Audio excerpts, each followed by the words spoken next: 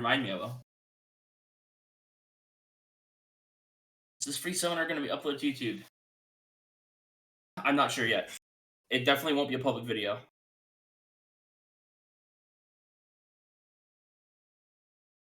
If anything, it would be for VIPs.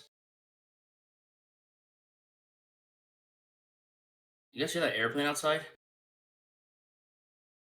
What is that thing doing, bro? All right.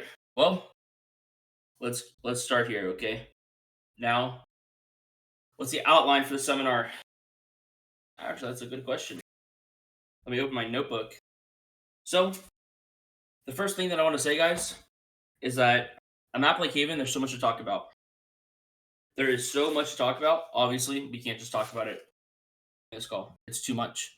However, right, we are going to go over some important areas of the map. We're going to go over how you can successfully deny info. We're going to go over some common mistakes, and we are going to go over some particular agents and what you should be doing on those agents. Okay. Let me go through here. The first thing, I'm going to start my screen share. You guys got to let me know. This might be I'm going to head into the custom real quick. I'm going to start my screen share. I want you guys to let me know if you can see it. Sometimes it maxes out at 25. I really hope that's not the case. I'm hoping everyone can see my screen share.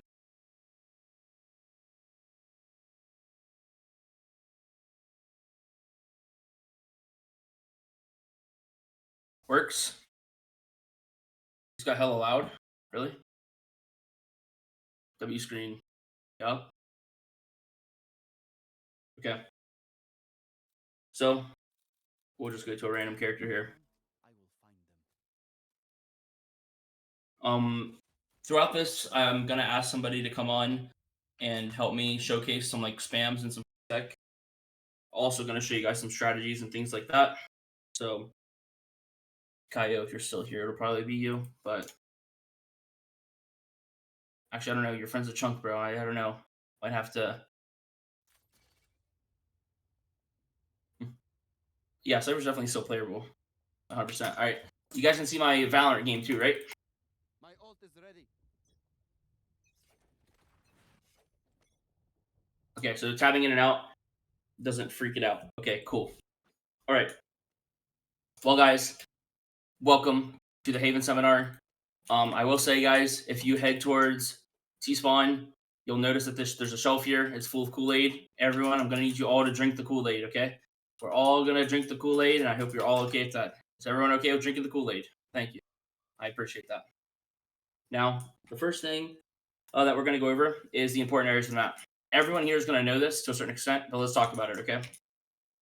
Let's talk about A lobby, okay? A lobby in a vacuum is very important, and I'm going to tell you one reason why, right? One of the reasons is because obviously if the enemy Sova is just sitting here, now look what's going to happen to the map. Sova's going to be on this line, and the team's going to over-rotate.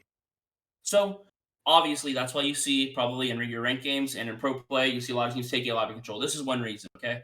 Now there's some other reasons, but this is one reason why people will start A lobby. Now, let's talk about some deviations off of that. Okay, so if a team does not control A lobby, right? Let's say you're an attacker and you decide, hey, I'm not gonna, control A lobby. And guys, I'm not even gonna go over an A lobby default because it's very simple, right? You guys can smoke breaks, dart short. There's tons of variations you can look at from pro strats. It's not really hard to A lobby default, okay? But let's say you're not gonna default A lobby. One of the common variations that you want to do, okay, is one of two things. One, you still need your cipher to show lurk utility here, right? Which is where I'll show you the cage. You can do a cross cage here or a cross cage here, etc. Or your smoker might deny the cross info. So just because you're not doing an A lobby default doesn't mean that you can't deny this info. This is one of the common mistakes that I saw in the VCL matches where this line of sight, it should be broken every single round. Every single round, this LOS should be broken, even if you're defaulting, even if you're not, okay? Now, let's talk about the cipher cage. So guys, if you don't know the cipher cage we're talking about, let's go ahead and take a look at it. 30 seconds left. So this is when you're not A lobby defaulting. This would be like a mid default, garage default, and we'll talk about that other stuff too. But what you're gonna want to do, come to here, and we'll go over this at the end too. So come to this little spot on the ground. You aim at the top of this poster, and you do this cage, okay? And this cage is gonna block the A cross info, and short players won't be able to see you. You can cross into long. So they can't hold A control from one of the sides. They have to keep 2 players out when you do this cage. Okay. So why does this matter though? For another reason. Because of conditioning, guys. This cage, if you're mid defaulting and you're conditioning this, let's say that you default garage, okay? Now what does the garage default look like? Let's look at this in Valor Plant. Your Cypher cages the cross here. Cypher cages this cross. Your Omen smokes here. Your Sova recons, let's just say garage, right? Let's say he does a lineup. There's a couple lineups for garage, but let's say he does this recon. That is what your early start of the round looks like. Now, guys, for all the Jet players in my chat, if you're an A player, okay? You're an A-long player. You see the enemy team taking garage. What do you do half the time? You push up, right? You either push up to here or push up to here, right? Or sometimes even further, right? For all my Jet players in the chat, for my Neuron players, etc. Now, why does this conditioning of the cage matter? Because this default right here, this very basic default, look what you can do. So instead of you actually taking space garage, you can all walk behind this Cypher util. So literally everyone but Sova can walk behind this Cypher util. And now this Jet that's here or here walking up, you can punish him, right? They're not going to expect it. A very common thing you can do, right, is you can dart this, you can smoke this, and this is after a couple rounds of a normal garage default, and then you instantly just stun long. You stun long and you peek through the cage. Obviously do a better stun than that. So it's little stuff like this, guys. This is why it's not only important to deny the info on the cross, it's also important to set these things up for further conditioning later in the game. Does that all make sense to everyone here with what I mean by conditioning? It's not just about the round that you're in. It's about the conditioning later on. So you start to have these really nice ideas out of basic strats. So it's not like a lot of times what happens here is that a lot of lower tier players and a lot of lower tier teams, what they do is they have these really gimmicky strats. When in reality, if you just master the concept of defaulting A lobby and then defaulting garage, you can do variations like this. It's like, hey, we're against C9 Oxy, right? Oxy likes to push up, right? We see it in a VOD. Now, after we pump, let's say on round 3, let's say we do our garage default. That was disgusting. Let's say on round 3, we do our garage default. Round 4, now what? Oxy wants to push up. We know that from VODs. Guess what we're going to do? We're going to do this variation. So it's little stuff like this. It's not complicated. It's just doing basic things in a good way. And that's something that I'm going to cover a lot, is that this game isn't all about like having these crazy gimmicks and these crazy setups. It's about understanding the basics and effectively, making small changes to the basics. That's where so many people go wrong. So many people do these crazy strats, these crazy comps, when they don't know how to fundamentally play the game. One of the coaches of TSM, maybe 1 or 2 years ago, I forget, someone in chat might know his name, but he talked about this on Twitter, and it's very true. It's that he has his team scrim a default comp, okay? And he has his team scrim a default comp, not because the default comp's the best, because they need to learn the fundamentals. Data, that's exactly what it was, right? It's not really about, them getting the best possible results on the scrims. It was about, hey, we need to learn the basics of defaulting, the basic reactions, and get good synergy together. So, all right. So far for what we've talked about, I just want to make sure everyone's good. Does everyone understand that? Anyone have any questions about the basic form of like kind of conditioning that cage and the variations out of it? Everyone understand that part of A lobby? We're good. No questions? Nice. Perfect. Okay. Now, let's talk about when you do an A lobby default. Okay? Let's say you do A lobby default. What does your Cypher need to do? Well, there's a couple options. Guys, this is where it kind of gets sporadic, but we are going to talk about specific agents and their roles later on, so stick here for that if you're a Cypher player. I don't want to go on too big of a tangent. We'll talk about Cypher's duty on an A lobby default, but for now, let's talk about the team's duty, okay? Let's say you're a Sova player, and you're A lobby defaulting. And again, we'll also talk about Sova's job. So, we're A lobby defaulting. You're going to have some sort of set piece, okay? And what you're going to do is you're going to do some sort of short dart, and I'll show you all these darts after this, guys. If you're a Sova player and want to know the dart, if you look right here where the wood touches the ground, it's the bottom left of my charge bar. Full charge, double bounce. So we have the short dart. We have different variations of long darts. So, for example, this lineup is really complicated. I'm not going to explain it right now. It's going to take too much time. And then you can do a long dart if you want it, etc. So we have a little bit of different set pieces. Sometimes your breach is going to stun this. Sometimes your breach is going to stun the short peak. Right? That way your Jet can dash short or something. So we have these set pieces to take A lobby. Now let's talk about after you get a lobby, because a lot of that's super simple. You just valid plan it, you test it in a server. Okay, let's say after you get a lobby control. What are some common mistakes that teams make? Well, one of them is that it's not even a default. A lot of times, and probably a lot of you in chat, most of you in chat, what are you guys doing in ranked? When you're just 5-manning A, you're not actually defaulting. You know what you do at the start? You rip a Sova Dart. This isn't a lineup, but you rip a Sova Dart, A lobby, right? Or A long. And then what do? You go site with what? You're going site. What are you going to do? Shock Dart site for fun? Right? You have nothing. So if you're going to end up 5-manning A anyways, there's no point to dart long. Okay? And this is something that I'm going to talk about with like some of this set piece utility. You guys have got to understand that this Sova Dart is, and again, there might be tier 1 coaches who hate me for saying this, but this Sova Dart here is effectively useless against good teams. Because guess what's going to happen? Whether there's an op here or not, guess what's going to happen at the start of the round? Someone's going to shoot the dart. Every single time. Someone's just going to break the dart. So the dart's effectively useless at the start of rounds. One cool little gimmick that teams have started to do, and I don't actually know this dart fully, but what will happen is Neon will slide out A lobby instantly, and they'll do a separate dart. They'll do this dart instead, and this dart requires the Sova to peek out and break it, right? So the Sova has to come out to here and then peek to break it, and now they're exposed to a Neon slide, right? So that's a slightly more effective dart, but these easy breakable darts are effectively useless against like strong tier 1 teams. So what's the point?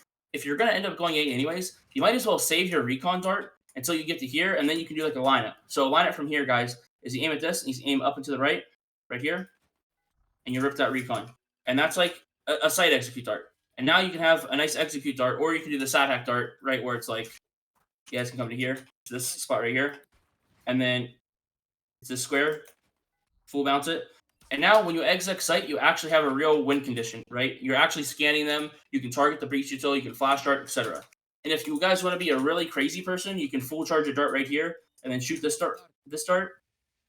And you can shock dart the little flopper in this corner, bro, in case you want to get funky with it. But so far from what I've said, just everyone kind of understand like the difference between like that dart getting broken so easily. Right, because that dart, it gets broken so easily that there's no point. It's like if the dart's scanned, it would be worth it. But the fact that everyone breaks the dart means, okay, at some point, you probably shouldn't do it, especially when you want to go site. So you might be like, okay, what if there's an opper? You've got to find another way to deal with the op, okay? Now, one of the ways that we're going to talk about with taking map control and dealing with the operator, as soon as the operator's out, this happens, a lot of times Cypher's going to be a big help, okay? So, for example, against an op. Now, guys, this is some of the stuff that I really don't like how teams aren't abusing, right? Now, I don't have a lineup for this, but you can just wing it most of the time. This cage, bro. This cage from your Cypher against an op is so good. And how many times have you guys seen this cage against an op? This cage actually got used about like 3 years ago. A lot of people use this against operators, but now the game's kind of regressed. But if you're going to A default, instead of ripping your recon, bro, rip this cage, bro. This cage is so much more effective at denying that operator's kill. And it allows you to get into, obviously, have a lineup where it doesn't miss, right? By the way, they can do this, by the way. Like, they can jump spot and then snipe you over the cage, so you got to be careful. But, yeah, it's way more effective than a recon dart. It allows you to get close, right? And then once you're in this cage close, what are you going to do? You can flash bricks, boom, right? And now you're here. And then now you can do your little recon dart and go site. Does that make sense how you're, like, kind of utilizing Cypher to avoid the op LOS? So, yeah, that's what you're going to do. And it's the same thing on C long, right? Like, a lot of you have probably been in this predicament where you want to rush C. So you Sova drone, but then the Sova drone's too late, then you got to get on a shock dart, and then the jet just peaks plat at a timing. If there's any really good jet players in here, you're going to realize that against a C exec, you're usually going to be tucked here. You're going to be tucked, you're going to wait, and then once your teammate says they're droning, you're going to peek, boom, and you're taking one out of the server no matter what. There's nothing the other team can do about it, right? So how do you avoid that? Well, at Cypher, guess what you do? You come to here, you pop a cage, and then now your breach and Sova can get to Cubby. Then now you can drone from here. Now you can use breach util from here. This is how you avoid the operator. How many times have you seen that these even tier 1 teams, this is how they try to deal with the operator. Tier 1, tier 2, they have such a bad sense of like how to deal with this op. So look, this is what they'll do. They'll go like this. All right, I'm flashing, right? And they'll try to get to here, and then guess what? This guy gets free kills every single time. You've got to use that cage. You have to. That's the only way you're going to be able to rush C against an op. Everybody remember all that stuff? Apparently, Glizzy Glazer's a very talented jet player. What about an op on short? You have to use other util for it, Yumi. So, like, for example, you'd camera it after, you know? And you got to, like, not be peeking it, if that makes sense.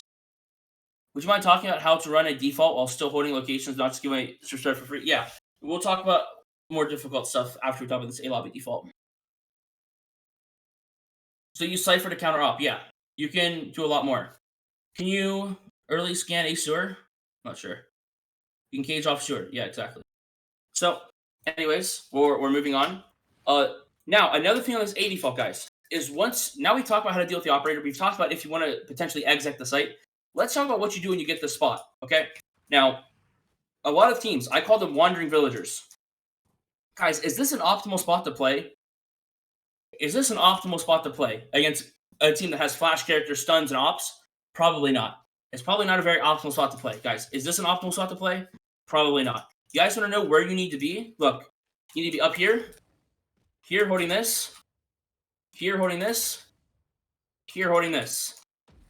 When you A default, this is what your position should look like. So as you can see here, I'm holding short, but I'm also instantly ready to fight long, right? I might be holding short from here. It depends on who's holding short, right? But then I'm also instantly ready to fight long. Other way around, right? I'm holding long. If they push short for some reason and my team gets contact, I'm turning around.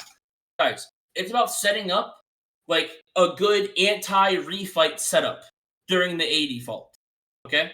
So you're anticipating the enemy team to refight into long or refight into short. Once you have successfully denied information towards A, your Cypher is denying lines of sight towards B and garage, utilizing spams. Your Sova has shock darts, right? The enemy team is going to lose information on a 3-lane map. There's too many lanes on this map for the enemy team to go without information. So what do? They make an aggressive play. So what happens is, after 10, 15 seconds of them not hearing anything, the Breacher jump spotting back sight, right? The Jet's in this corner. He's like, yo, man, low key, man, I need a flash. Can you flash me long? And then the Jet refights long for information, and then you're anti. You're full anti to the setup. And then 3 people swing him, and he gets instantly killed. That is what you want to do. You need to practice that. You need to practice this because guess what, guys? We're going to talk about conditioning again. If you take a lobby and then cut noise completely, how long? Everyone in here, do you guys all know how long Breach Stun and Sova Dart takes to recharge? Does everyone in here know this mechanic? All like the big piece of util have the same timer. Okay, all of you are wrong. Literally all of you are wrong so far. 40 seconds. There we go. 40. There we go. Okay, so almost every single big piece of util in the game that's important is a 40-second recharge timer. Sova Dart, Breach Stun, KO Knife. It's all a 40-second recharge timer, okay? So, when do you guys think the executes are coming back into the round? If the round starts at 140, okay, and everyone uses their stuns and their darts, what is the next timer where, executes become relevant again? 1 o'clock, right? Exactly. So that is when you want to make information plays, etc. So we're so smart, guys. Let's go. Yeah. So that's when you're gonna want to make information plays. That's when you're gonna want to be holding for it. Because if you can successfully take this spot and just hold this space, the other team needs to refight for information, but now you're punishing that. The other team needs to, shoot a recon dart for information. Cool. But what happens, and this is something that we're going to talk about. What happens when you do this exact default? You do all this A control, and you've shown that you're playing anti-refight. You do all this A control, but then guess what? Your Cypher cam's here. So your Cypher's going to have a C trip, obviously. He's going to cam here to start. He's going to back up. He's going to do this garage spam. I'll show you guys later. Right, break that tripwire. He's going to come back. Your Sova's going to shock the front B trip. Your Cypher comes back, and let's say he goes right here. Let's say Cypher gets inserted all the way down here. And then his whole team leaves. So now, Cypher's here. His whole team's leaving. Now, what does the enemies do? What happens? If they push down mid, we have an entire team in mid ready to refight. So we've successfully inserted our Cypher into A short. We've scared them from refighting A. They're scared to refight this angle. They're scared of it. Right? So your Cypher's less likely to get fought. And now we can take space somewhere else. We can go garage with a smoke and a flash like this and like a Sova drone. And now we can take space. And now you're going to start to see, like, if you start combining this utility, you're going to be denying space garage. You're going to be denying space front B. You're going to be denying info on A. You're going to get a ton of map control, guys. And when the enemy team is pushed back to layer 2, and guys, when I say layer 2, that means, like, they don't have the initial line of sight. So, like, pushing people back from, like, the front B holding window angle, no one really needs to do that. But that would be pushing them back to layer 2. Right? So, for example, if an Omen has this jump spot info on C, then he has, like, layer 1 info on C. If this person has, like, the A long, like, line, they have, like, layer 1 information. I kind of use those terms. I kind of misuse those terms sometimes, so it gets confusing. But Yeah, that's what I mean. So once you push back the teams back here, then you can start throwing really good fakes because they're hesitant to rotate. They need information. So if you start throwing a bunch of util towards A, they're going to over rotate because they need to because they don't have information, and now you utilize all that space you had to NC. So that's how like successful fakes are formed. Does that all make sense?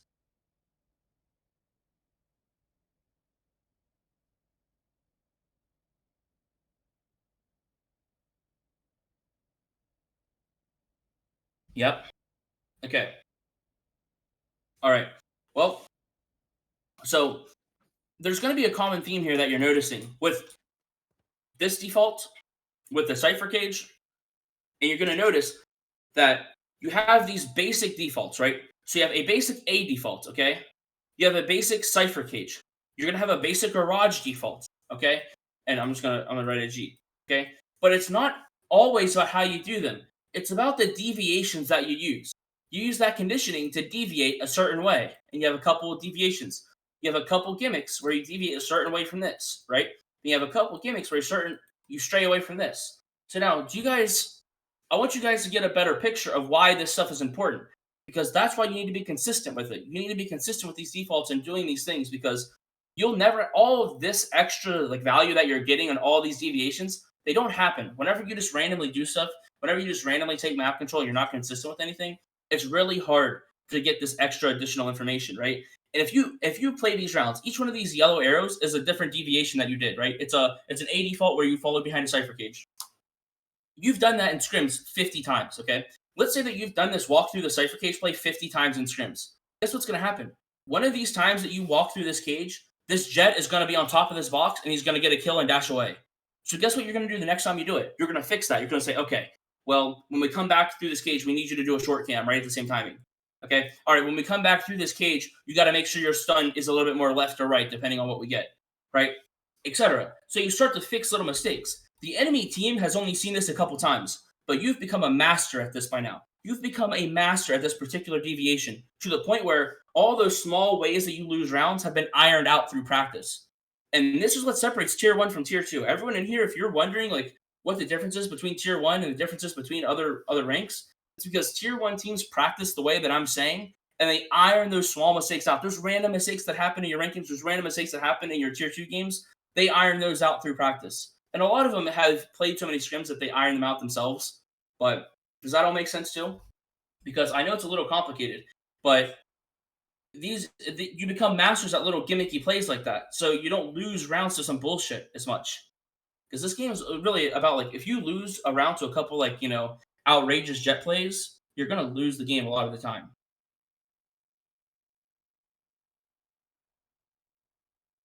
Immortal versus Radiant? No. Radiant and Immortal basically the same thing. Now, guys, you might ask, what about for ranked? What can I take away from this from ranked? Guys, we'll talk about ranked at the end, but this seminar is more so about like Haven theory. Okay? I'm obviously someone who cares more about pro play than ranked. So if you're only a ranked player, you're obviously not going to learn as much. But you get the point. So we're being recorded. I'm not sure if it'll be uploaded yet. But yeah. All right. So the next thing that we're going to talk about, guys, we talked about A lobby. Honestly, we're taking too long to talk about this stuff. I was going to talk about Garage, but the TLDR of Garage, guys, is that every cipher basically relies on the same setup. Okay. Every single team has information flow that relies on the same shit. Okay. So we have a couple common trips here, right? We have this tripwire. We have this tripwire. Some people will do an aggro trip after the start of the round. We have this camera. We have this tripwire. Oops. We have. I'll show you the unbreakable one, obviously. What's that fucking sound? Let's hear that. The fuck was that? But you have this tripwire, right? So they have some sort of setup like this, okay? And here's right. You have this strip and you have this strip. So here are like your common cipher information trips, guys. Now, when it comes to defaulting, you can imagine these teams, and I posted this on Twitter, right? All these teams rely on like this sort of information. Cypher's here, boom, boom, boom. He has one of these strips, right? Or 2 out of the 3. And now it's like, okay, what if you break this camera though? Guys, what if you break this strip? What if you break this strip? Now guess what? This Omen rotator has to look at Garage. This Cypher, guess what he has to do? He has to face check C long. And he has to worry about this. So what does that mean? That activates the T side op. Because if this guy has to actually peek for information, then now this contact play comes in. We saw G2 do this in their most recent matches where they contact up C long behind an operator. Operator holds the line. This person predicts the C angle. And what I mean by that, guys, is you come bottom C long with an operator after you've broken all this utility. And guess what? Obviously, you're going to peek these angles properly. I'm not going to waste your time. You peek this, you peek this. Sure, you held the jump spot. They're not there. Guys, where's he going to be? If he's peeking C long, how's he getting this info? It's going to be right here. They're going to be jump spotting just over this box like this, right? So guess what? Every tier 1 team knows. They know you're going to be there, so they come contact up to this point. They see this, scope in, and you're dead. And now they have a free C site. So that's another benefit of removing this information. So not only are you making Cypher look at this, Omen look at this, not only are you making Breach look at this, right? But now all these contact plays become dangerous. Because now what if we just flash through the garage window and now we kill this Omen, right? What if we contact into B off of that, off of us breaking the trip, and we kill this Breach? All these guys on the back foot. This whole rotation path is completely cut off. As soon as you remove info from garage and B, no longer are they rotating. No longer do they feel comfortable holding the line. That's why it's super important. Now, guys, again, I don't want to stay on this for too long, so I'm just going to speed this up. I'm going to show you guys some stuff. 30 seconds left. This is how you can break all of this utility, okay? So the first thing is, all you need to do is, get a shock for front B. All you do is come to here and you literally chuck a shock dart, right? I don't have a lineup for this right now. I have a lineup for this, but it's in a lineup package that I can't show publicly. But you just find a lineup for this right here. Okay, you want it for the right side. You don't want it for the left side. I will show you guys a common lineup that people do like this. A lot of people would do this shock dart, but it actually does not get all the trips. So a lot of people do that shock dart, but it doesn't get this tripwire. So just find a shock dart for the right side. That's the first thing you can do. Obviously, all you need to do is shock like here, and you break all the Cypher trips in garage. If you guys want to know how you can shock this trip, come to here. This, line up here, aim here, one charge, and that'll be the same spot that you exit from. That'll get all these trips. Now, more interesting stuff, right? How do you break this camera? Let's watch. So, guys, this is going to be for our Sova mains here. This is some tech if you're a competitive player. You guys see this right there on the rooftop, okay? My left head bar. It's going to be a shock dart. One charge, and it's going to break these cameras. So it nails right in the middle of this wall. It breaks all these cameras. They can still put their camera over here and dodge this, by the way. So they can move their camera. Let's be clear. But, by the way, if they move their camera, then it's a way easier shock. Or if they move their camera, you can literally just come to here and do this. So that's the benefit. You can also, you can freehand these shocks as well, but just having a lineup to hit dead center is kind of consistent.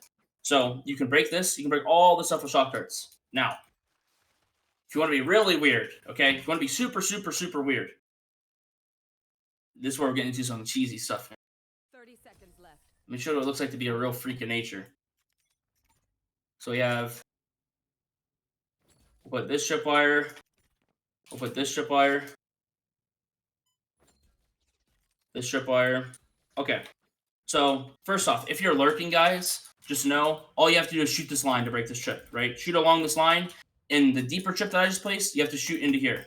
Shoot into that corner, and you'll see my bullet holes broke that trip, right? If you're front B and you're lurking, you want to shoot this tripwire, look at what trip level is. You guys see this mark on the wall?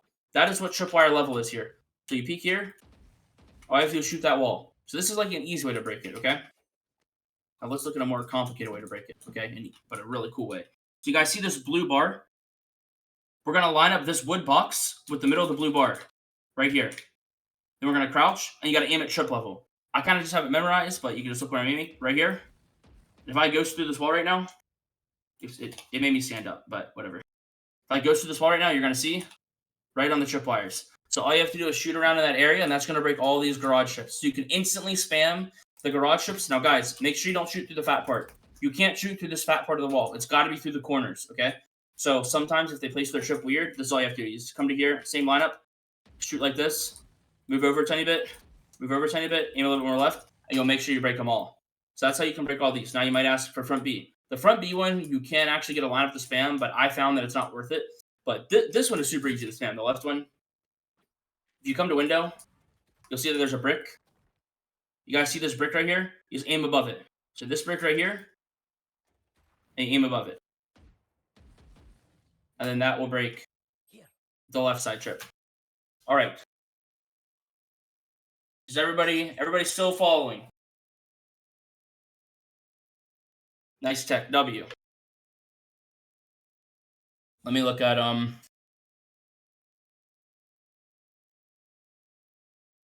Trick. All of this information was available in Billions Valve's practice guide yesterday. That is funny, bro.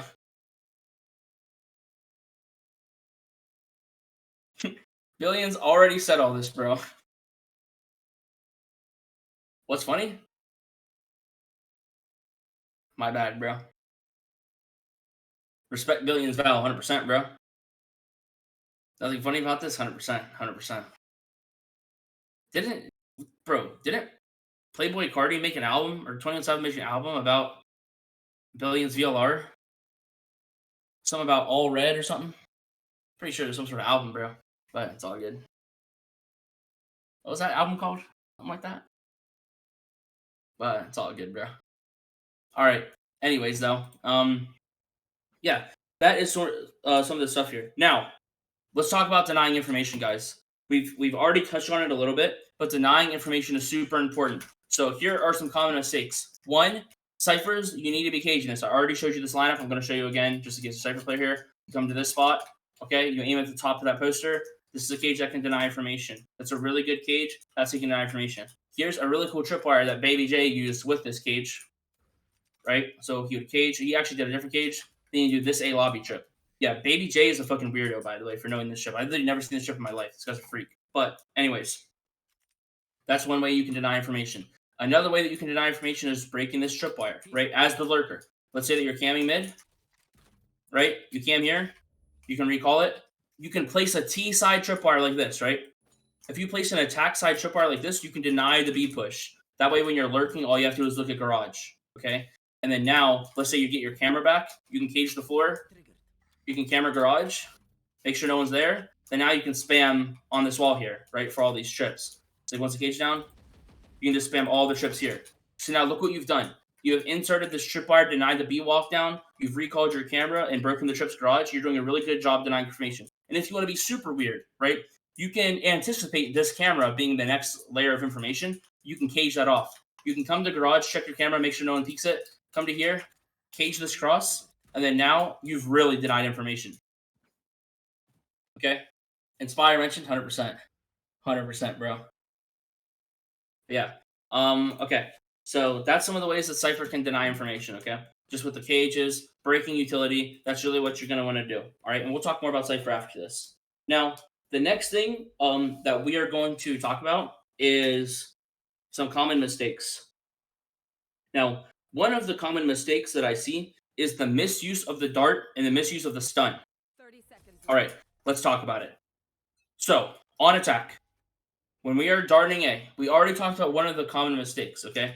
One of the common mistakes of the dart is you ripping this dart for long, and then now you don't have the dart for anything else. So, like I said, if you're going to rip this dart long, you really need like a breach ult. You need a breach ult or something like that if you plan to go into A right away. Otherwise, it's not worth ripping this dart. So, obviously, if you plan to continue today, it's okay to rip the dart on the default. That's one common misuse. Let's talk about another one, though. So, when you're execing C, here, I'll give you guys a lineup, okay? So, you come to here. This is your shock lineup right here. This is your recon lineup. When you're doing this recon, okay, here's the issue.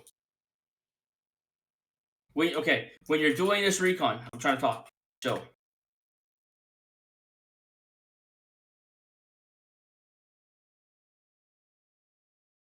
don't worry about it, guys. Don't worry about it. That's the lineup for sure, bro. Split B site is actually full clear right now. But yeah. Let's go back to here. Whenever you're doing this lineup, sorry, big crosshair. The biggest issue that I see when people do this lineup is they're not comboing it with util, okay? So there's two things. Comboing it with util and the timer of the dart. Now, a lot of people, when they're on jet, let me show you. The Sova dart is landing when the jet entry, or I guess in this meta, neon entry, is like right here. Like the dart's landing right now.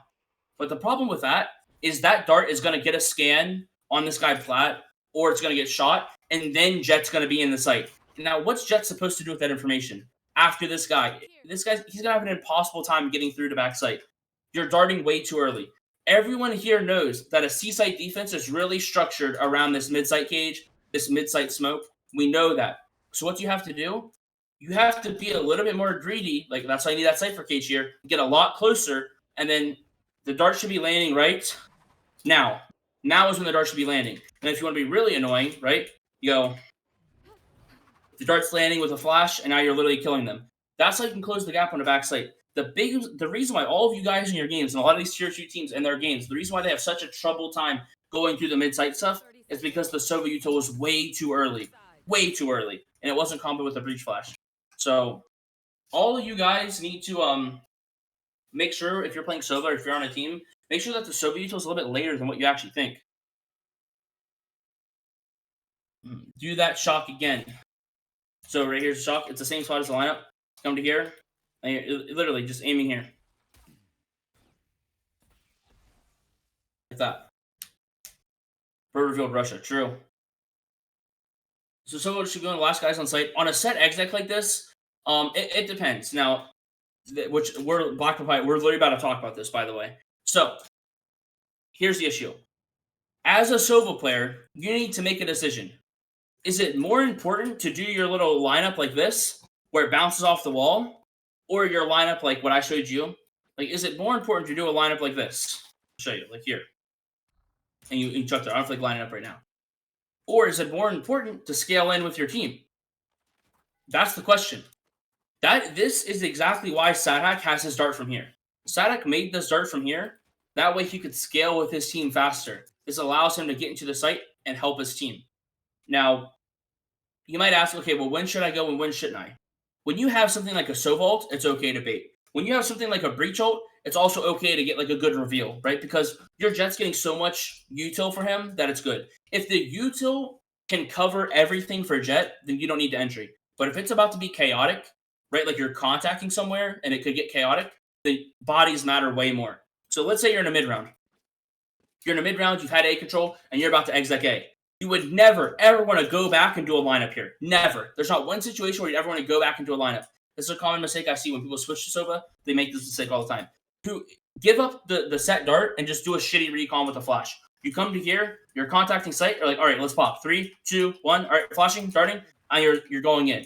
And now you're 4 people here with bodies ready to trade this guy, right? Or trade this guy swinging default. So does that make sense? It's like, on those chaotic rounds like that, you have to prioritize your spacing. You have to prioritize trading. Whereas if it's a set exit with crazy util, then it's probably more important to secure like a scan position. Because this is the next thing that I'm going to talk about. Where your recon darts of Sova need to be trustworthy. Now, once again, how many Jet players are in my chat right now? How many Jet players do I got in the chat? Okay. How many times have you guys gotten a Sova dart on an exec that didn't clear what you thought it did and you just die for free? Because the recon didn't clear what it should have. Or the drone should have cleared what it should have. Right. So it's like, it happens all the time. So that's the issue. You need to be a Sova that your teammates can trust. Right? That's one of the biggest differences. You have to be a trustworthy Sova. When your Jet's entering, he should be like, okay, 100% this is clear. So let me give you an example on a C-site execute, okay? If you do this util on a C-site execute with Breach. 30 seconds left. Let's watch. So we come to here, okay? We do this. We're going to do this aftershock. So it's like, all right, boom. We're going to come to here. We're going to stun. And then we'll flash for the dart. Now your Jet, what does he know? Based on this execute, and Breach is going to flash after, he knows, okay, what's dangerous, okay? Yes, someone could be close left, all right? Someone could be close right, all right? However, no one's going to be plat. So he's going to do, and Breach is going to do a second flash here, okay? Now I'm going to switch to Jet and show you 30 seconds left. what he's going to do. Thrifty. So now, when Jet comes through the smoke, he's going to run up long, right? He's going to do this. Okay, wait. Why was that so high? When Jet comes through the smoke, he's going to look to his right.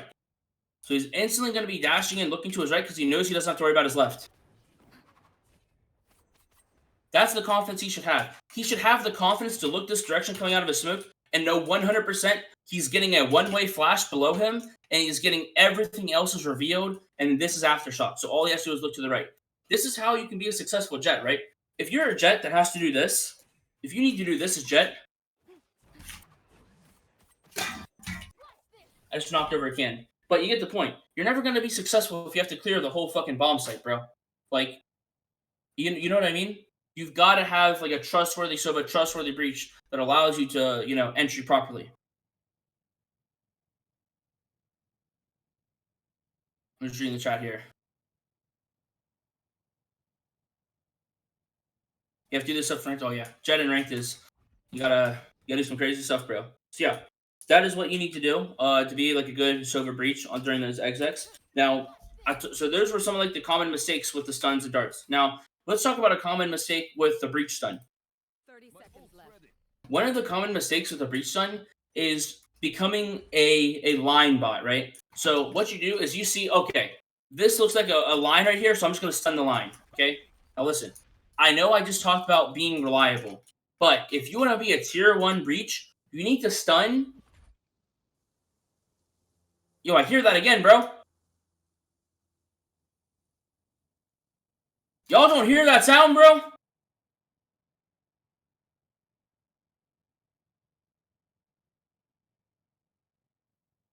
Schizophrenia. In your head. Bro. But anyways, if you want to be a tier 1 breach player, you need to not be someone who just does this dog shit stun. And again, if it's a perfect exec, then you don't have to change anything. But a lot of times when you're tier 2 teams, tier 3 teams, you need to change the stun depending on what you see, bro. Like, if, for example, if you're going into a C exec and the other team just did a mid fight, let's say that the defense team just did a mid fight and you're coming up, where do you guys think you should aftershock? Instead of you doing your set aftershock, you should cancel it and be like, yo, just react, just do a normal exec, right? And you should aftershock the flood garage, right? You got to change it depending on what you see. And it's the same thing with the stun, right? You charge the stun. If you see somebody on the jump spot, then you're instantly going to stun the jump spot. Whereas if an opper peeks plat, you might stun plat, right? You're going to target stun whoever peeks to secure like the, okay, 100% someone stunned.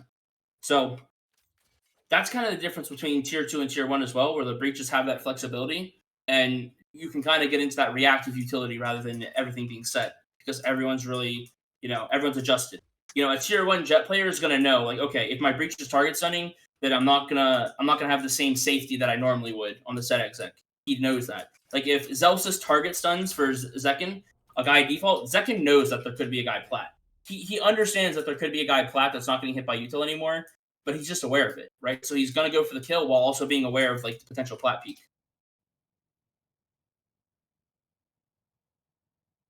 Yeah, the cage is nice. So yeah, that's some of the stuff that I want to talk about. Now, the next problem that I see is teams not lurking enough, bro. There's too many times. There's way too many times where what will happen is this Cypher will be doing these cages, and I guarantee there's some Cypher players in here who do this. There's so many times where this Cypher will do this cage and do a tripwire, and they'll never lurk in A lobby. Not once. They'll never lurk. They'll never walk out and lurk A. Guys, you cannot just be a fucking pussy when you're lurking, bro. You have to take some time. You have to take risks. If you are a risk-free Cypher, you're a bad Cypher. Straight up. Like, a lot of you are like, oh, man, I'm scared. I might be scared to take this timing. I might be scared to take this fight. Bro, you have got to play the game, like, willing to make mistakes to learn from it. Right now, if you played 1,000 games on Cypher and you did this cage, and you just ran away, you're not learning anything, bro. You're literally wasting your time. You're literally wasting your time. You need to be doing in ranked in your scrims, etc. You need to be throwing this cage, and every once in a while, bro, take the fucking timing, bro. Break the dart every round. Take the fucking timing. Get into this corner, right, etc. Take the risk. Like that's what you have to do, bro. Like I sound like Andrew Tate or something, but you got to take the risk, bro. That's how it is, because you can learn from it. If you fuck it up, bro, then learn from it. If you feel like, oh well, I'm not gonna ever do it against a neon. Against a neon is just dumb, right, etc. Then fine, you can learn from it, but don't just never lurk. You have to actually lurk. Same thing with Garage. If you break all this stuff in Garage and there's like a big brawl at A, sometimes you got to take this timing, bro. You got to pressure the Cypher, right? You got to come up to here, break this camera, and actually pressure the Cypher and make it annoying. Like, you can't just be someone who sits in spawn in Cypher. That's a big mistake that I see in ranked and like tier 4. Honestly, you don't even really need to lurk in ranked, by the way, but that's for another day. Yeah, it's just like that's a big mistake that I see. People not willing to actually lurk. Like people like throw this util, but then they don't actually use it. So show the cage again. What if I get yelled at in VOD review? If someone is yelling at you in VOD review for you trying to practice something, listen, if you just take a timing because you're having fun, then yeah, you might get yelled at, okay? But it's like, that's the spot on the ground, by the way. If you tell your coach or your IG, like, hey guys, listen, I'm not really being an effective lurker. I need to practice, right? I'm gonna make some mistakes. I'm probably gonna die here when I shouldn't, but I need to practice lurking. So yeah, that's what I'm doing this game. It's like whenever I have the opportunity to, I probably am gonna lurk just to limit tests, right? And if they have a problem with that, then they're not someone trying to learn, bro. You know, maybe if they're doing something more important, like as a team, they're trying to practice something more important, then maybe you have to give in. But a real IGO, a real coach, they're gonna be happy that you're trying to practice something like that because long term it's gonna help them so much as an IGO. And this also goes into why like it's really bad to get coaching / advice from like non-trustworthy sources. Okay, a lot of people have had coaches from like TikTok, have had coaches from like you know, from Twitter, or maybe just tier 3 coaches that they found once upon a time. And it's like if people are giving you bad advice like that, like hey, you can't lurk here, like early in your career, then you're gonna go your whole career thinking that you shouldn't lurk. But then you're gonna watch a tier 1 match and you're like, wait, why are all these guys lurking? Because you got told dog shit info. And you got led by someone who led you down a fucking cliff, bro, and you all jumped. You all followed like little sheep. Okay? Don't listen to these people, bro. If these people aren't like creditable, these people don't know what they're talking about, they shouldn't be trying to coach you on gameplay. They should be trying to coach you on like scrim structure, maybe like how to practice more efficiently, you know, how to communicate with each other, focusing on comms. You know, they need to be focused on the low-hanging fruit and not trying to overstep into the area that they don't know anything about. That's one of the biggest mistakes that I see with these coaches, that these like informational creators, these guys don't know what they're talking about. And if you like if you trick your brain into thinking they're right, you're gonna do more harm than good. Like you're dead ass like never gonna be good at the game if you like get taught by those people and they just curse your whole career. Let me look. Thoughts on Fnatic Comp? Is that ISO Yoru?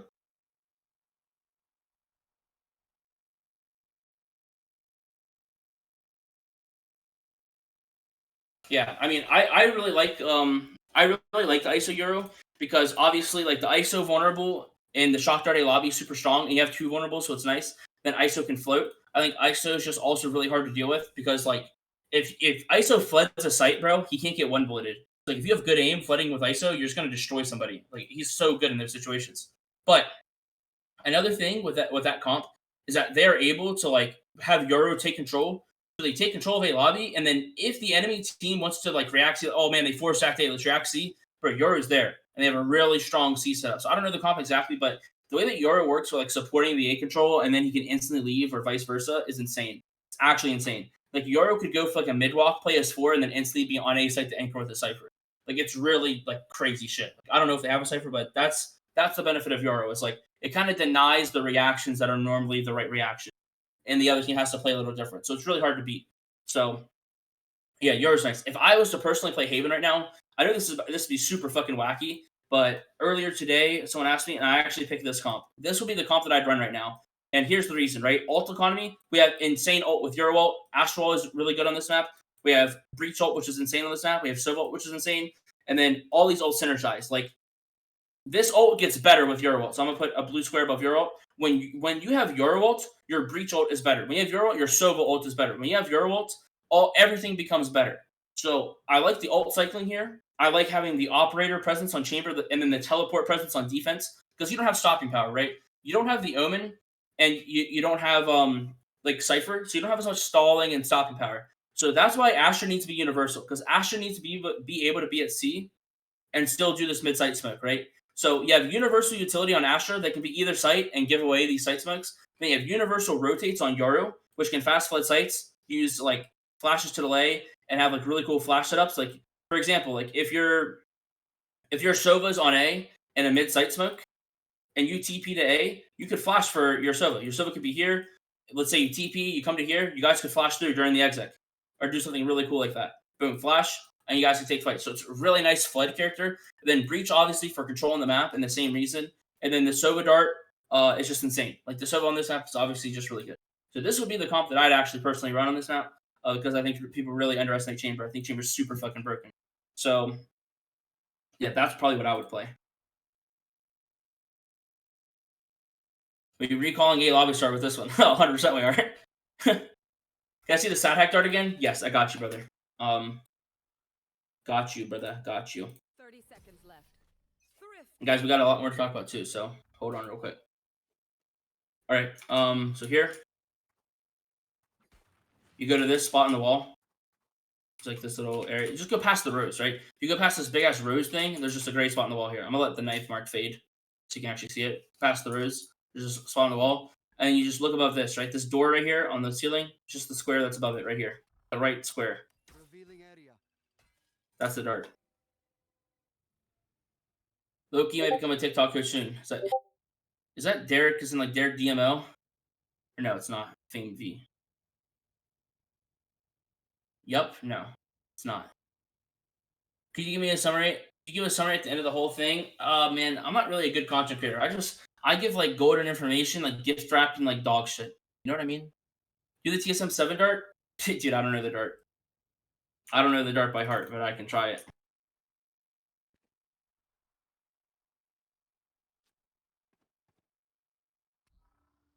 Revealing area.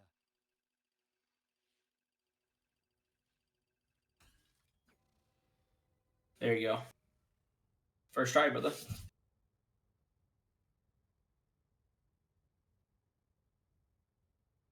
How long is the summoner gonna be? It's gonna go on for like 30 more minutes, probably. Forget about you get to the top. Can you do the sewer reveal again? Yes. And I'll go over some tech at the end too, because we got to get through some stuff. Okay. So you aim where the wood touches the ground. It's the bottom left of your charge bar. 2 bounce, full charge.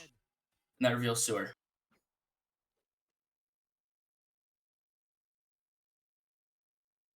Where are you from, chick? Maryland. All right, we got to move on though. Okay. The next mistake that I see is a lot of teams, they get flustered and they don't know how to play on defense. So what happens is they start to play a retake with no win condition, guys. If you're going to play a retake, you need to have a win condition. So I'm going to say retake here. Wow. Actually, I just need to go into paint. So retake, okay? Retakes need to have a win condition. Here's one win condition, okay? Ults. So you can have ults. Okay, cool. You can have, I want to say over the smoke, okay? Over the smoke. That basically means on sunset, right? There's tons of gimmicks like where you're like over the smoke shooting people, okay? So if you don't know what I mean, it's like this. It's like on some of the maps, like on sunset, you shoot over like the smokes like this, right? And you can do the same thing on Haven sometimes. That you can have Omen play like here. If you've never seen this gimmick, then you're a flopper. But you like you stand here and then get a kill and TP out instantly. So it's like you have these like over the smoke gimmicks. That's another way. It's a small way.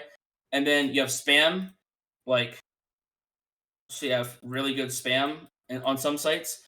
And then you also have like trips. So like trips for like obviously, right? And then the next one is last one.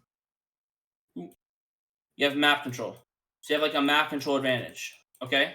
So like you have to have some sort of winning condition to play retake. The problem is people play retake and they don't have any of these. They'll just be full retake on a site. They'll have no ult. They'll be going for no kills or the smoke. They won't be like getting a high chance for spam kill. Bro, I'm not saying on Haven you spam like this little A crosshair. That'll never work. But that spam's dog shit. I'm talking about like a real win condition to spam on Haven is like being an Omen player and then dropping the mid site smoke and dumping like 20 bullets down this line. Like dumping like 20 bullets down this line and then TPing out is a real win condition, bro. Like you're gonna get kills a lot. So like that is an actual like win condition where you had a chance, and then now you played retake. You still need to kind of like gain back garage control and stuff like that to have an advantage. But yes, that is a real way that you can consistently get kills. Like if you're good at spamming. The next thing is obviously is kill trips. And the next thing is map control. So what do I mean by map control? It's like on split. If you're gonna play retake A, then your cipher needs to be like holding like ramp still, right? So you do like a camera here, like a tripwire here, right? Or maybe even like deeper, right? And you're making an effort to like control screens. Like you see John PT do this on Sentinels. You're making an effort to control screens and control ramp. And then now your team's gonna like rotate in and like retake ramp. So you basically choke them off in the bomb site. You control all of this. And then that gives you like a positional advantage where you can get a really good util from. Does that all make sense to everybody with the retakes?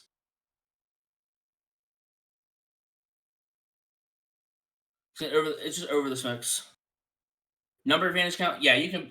Yeah, but that doesn't mean you just fully give up a site, Moose. That's an issue people do. Just because you're 5v4 does not mean you should play retake. It's the opposite. Like it's genuinely the opposite. If you're a 5v4, you don't want them to get into a post plant. How does this apply to Haven though? Literally everything I just said applies to Haven. So like for example, if they go C, you hold garage. If they go A, you control mid. Can you explain the spam one deeper, like when you should start spamming? Well, you got to spam early so you don't get ran down too quick.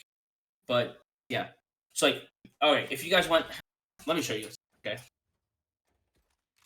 let me show you how to spam this. Okay, if you spam C long and you do this, you're not going to get kills. Okay, what you need to do is line up these walls like this. If you're an Omen player, you're going to want to be right here. You're going to drop the smoke. You don't even need to mid-side smoke. Like, do a normal C long smoke and then spam this line. And that's going to get the guy going to cubby, anyone trying to entry on you. So you drop the smoke, come to here, you spam a little bit, and then you just TP out garage. And like, if you do a spam line like this, bro, you're going to shred them. So, okay. Now, let's move on then. The next thing that people do is on defense, they make a huge mistake. So, on Haven defense, what will happen is, you know, a Sova will start A on Haven defense. And what will happen? They'll dart, they'll recon A lobby, they'll get pushed off the line, and what do? They'll play back here and they'll jump spot, right? Meanwhile, what happens? The B trip gets broken. Meanwhile, garage window gets smoked, and now Cypher is getting pressured, right? And the defense is going to be all pushed back into their spawn. Guys, if you get pushed back, you can't just sit there and wait for the other team to do something. You've got to become proactive. Now, here's where the IGL skill gap comes in, right? Because a good IGL is going to have an understanding of what the other team's doing.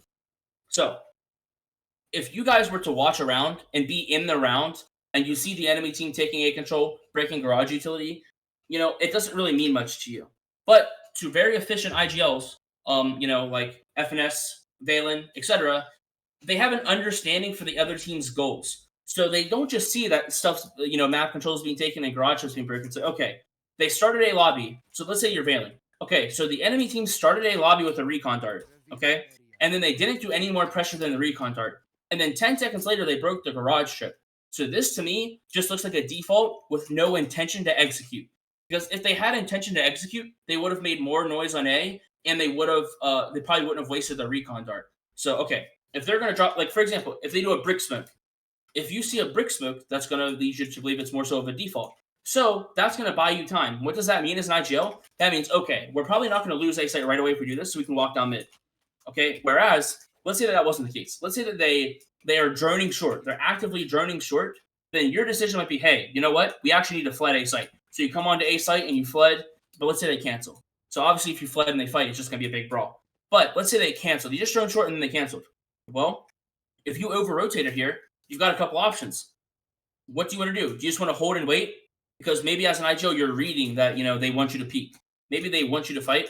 So you're reading that. You're like, okay, let's just chill. But a lot of the time, after a couple seconds pass, right, you've got to come up the long, and all three of you, all the three people who rotated A, got to come long. 3, 2, 1, peek, and you're all swinging this angle, right? And you're re-fighting back into long.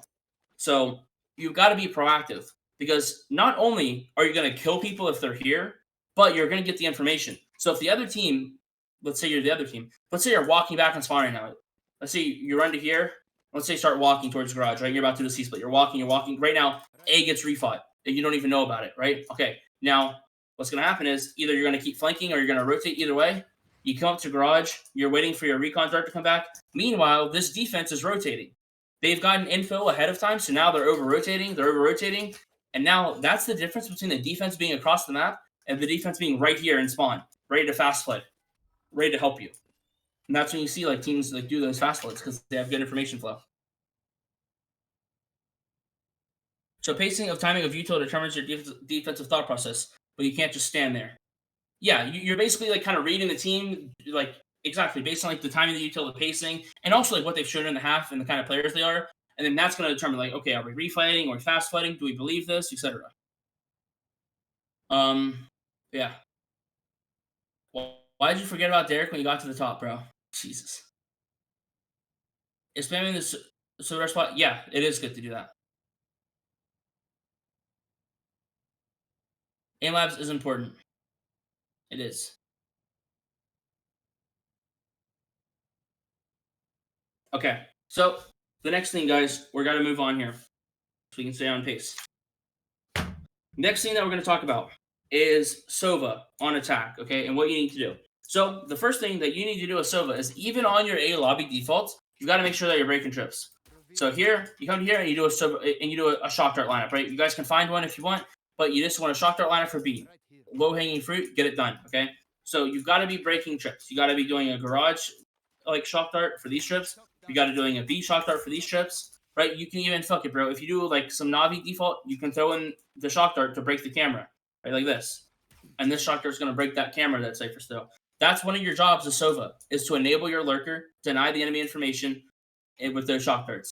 Now, the next thing that we're going to talk about is having really good, trustworthy utility. We already covered it, so actually I'm not going to talk about it too much. But it's like you need a proper shock dart, okay, that gets the exact same tripwires every single time. So my shock dart for C is right here. Let's all look at my shock dart, okay? It's the exact same shock dart every single time. Now, what trips does this shock get? It gets all the close trips. It gets the main trip. It gets the unbreakable trip. It gets any trips that are connected to this direction. And it gets any trips that are connected to this vase to this wall. However, it will not get a trip that's from here to here. It will not get a trip that's from here to here. So when your jet's entering, guess what that means? That means all of this is safe. His routing from here, like this, that's all safe. He can go all up to here and he's 100% safe.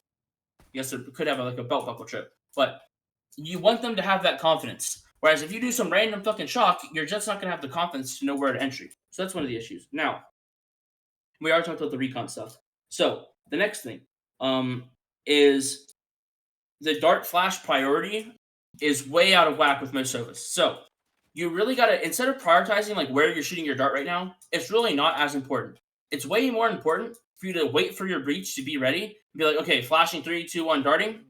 And then that flash dart, that importance is so big, man. It is so big because now you're actually going to get scans. A lot of people, they ask way too much out of the recons. They just get shot and they end up getting no info. Okay, guys, the next thing that we're going to talk about is the suboptimal strats with Sovol. Okay, so many teams just call it a rush C with Sovol, and it's not even that bad. Like, I've definitely rushed C with Sovol most of the times I've had Sovol, to be honest, right? But I spent the last 2 years analyzing the game after I played professionally to like kind of learn from my mistakes. And one of the things, like, there's so many good Sovol strats on this map that you need to have like a god tier Sovol strat. One of the most common ones is you drone over this wall, you instantly tag this guy with a drone, and your breach target stuns him. So your breach instantly stuns the guy on long, and you rip the ult instantly. So that's like a super easy kill. Like, you're literally converting that kill every single time if you Sova tag him, right? And if you don't Sova tag him, you're not wasting the ult. The next thing is you can do this. You can do this Sova recon. So you come to here, you aim in between this and this, and it's a one charge. So you do this recon dart. If you look at the minimap, lands right here on A-Link, and then you can target stun the breach. And if that breach gets scanned by that dart and scanned, guess what? It's instantly dead A-Link. Right? So you need to have really good Sova ult strats. Alright? And there's a ton that I could go over. But you can't just use these dog shit Sova ults. There's way too many times where I see teams use horrible Sova ults. Now, to be effective with time here, I want you guys to all look at this. Look where I am right now, and look at this ult. Look at the minimap. You see this ult line? If you ever plant A and you have Sova ult, you should try to get to here, okay? And then you should try to get your breach to go hell. And if your breach goes hell, as soon as the other team starts retaking, this is what you can do. So let's just say, all right, let's say our team makes contact like 3, 2, 1, they start retaking. You do this aftershock, that forces them back to here, and then you Sova ult this entire line, and you absolutely fucking destroy them, okay? So that's a cool Sova ult setup you can do if you get the bomb down on A. It's about like knowing stuff like that, and then G fucking G's, bro. Your Sova ult actually converts into rounds, bro. You convert so many easy rounds because of this, right? But how many times have you guys seen on pro play recently a Sova rips it out and they get no kills? All the time. Like, it's really weird how some Sovas prioritize like really cool stuff, but then other Sovas don't. It's really weird. And I don't know if anyone played Fortnite in here. Did anyone here play Fortnite? Anyone? Okay. So early on in Fortnite, okay, I want to give you guys a history lesson here because it's relevant to this game. All right. early on in Fortnite, what happened was so many people discredited what we called like mechanical warlords, right? Box fighters, playground warriors. All these old head pros hated them. All the old head pros said it didn't mean anything. It's a waste of time. That's what all of them said, right? And then a year into Fortnite, right after all these kids were allowed to play, guess what? Every single one of those old head pros retired instantly, right? By like season 4, all the old heads were straight up retired. Every single one. And that's kind of the idea here is that the younger generation is going to replace the old heads with these ideas and stuff. It's not just like a maybe. It's not like a maybe this is going to happen. It will happen. Like the tier 1 Sova players 5 years from now will be having extremely effective ults. Every single round will be an effective ult. You won't just be throwing flopper ults, right? This stuff will be figured out. You need to get ahead of it now. You don't want to get behind. Chunk, you got to stop request to speak, bro. You're getting banned if you request to speak one more time.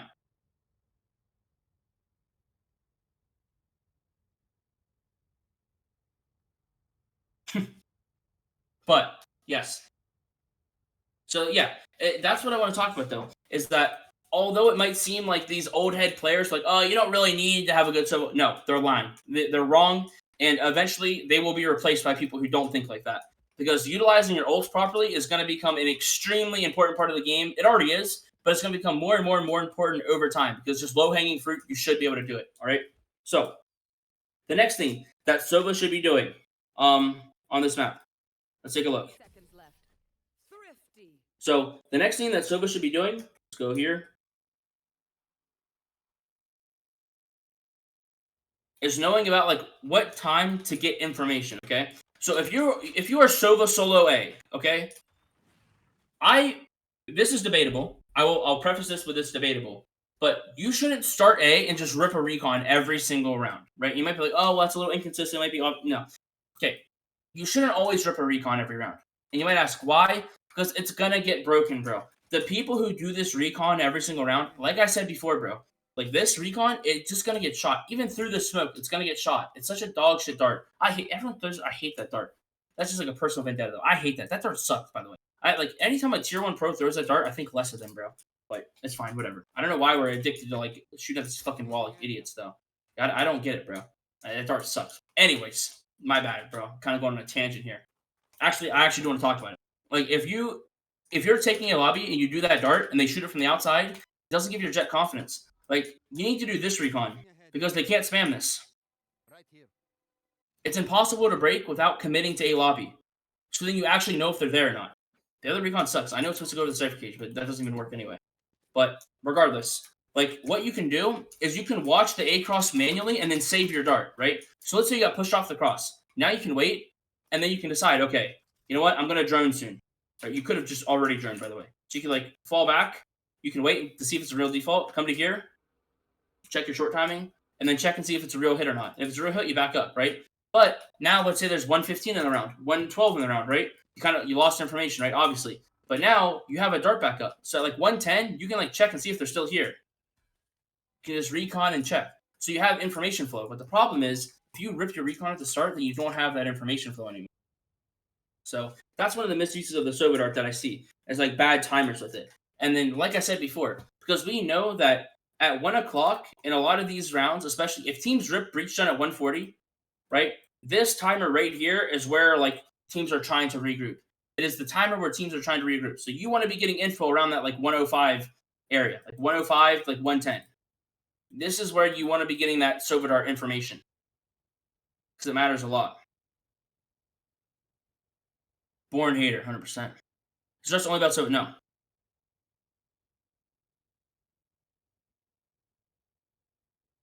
Over the smoke was just like on Sunset when it opens, go over the smoke for kills. So what would you recommend manually watching the cross versus darting at the beginning of the round? It would be kind of random, this boy, because you don't want to be readable. Like, okay, we're gonna get on a tangent here, but you don't want to only do it when you're solo, right? But it's best used when you're solo. Like if you're solo, it's not worth reconning. Is a lot of the time like what I'll say. But if you're hard committing to the fight, you kind of have to recon to help your jet.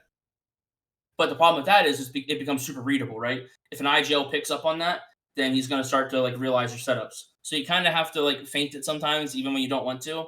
But yeah, I would try to hold the dart as much as possible without making it obvious, if that makes sense. So maybe like 3 to 4 times a half, I wouldn't do it, but probably most of the half I would, just so I'm not readable.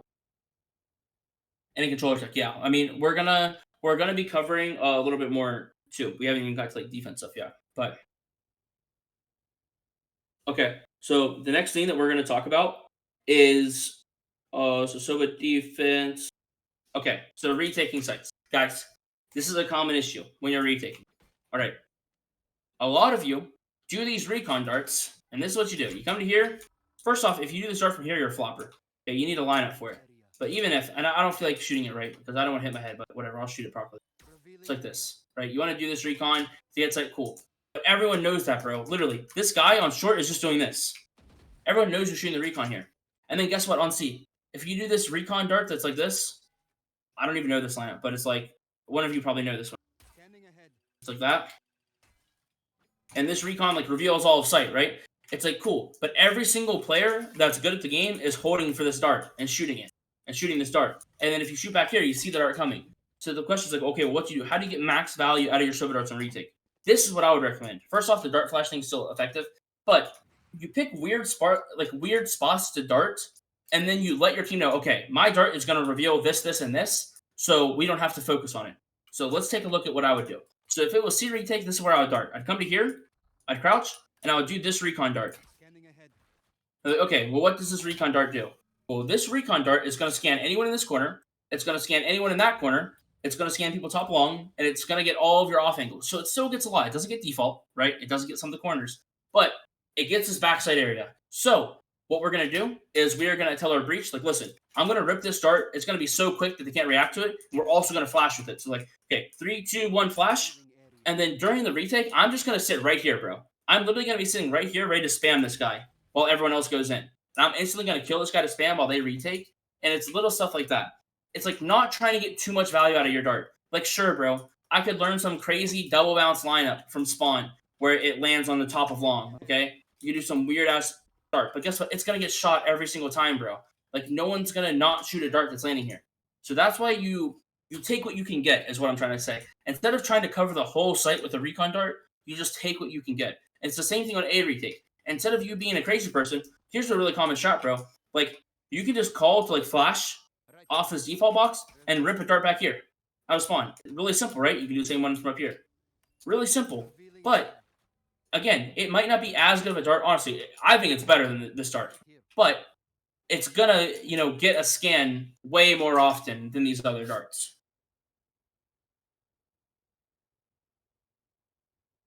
Does that all make sense?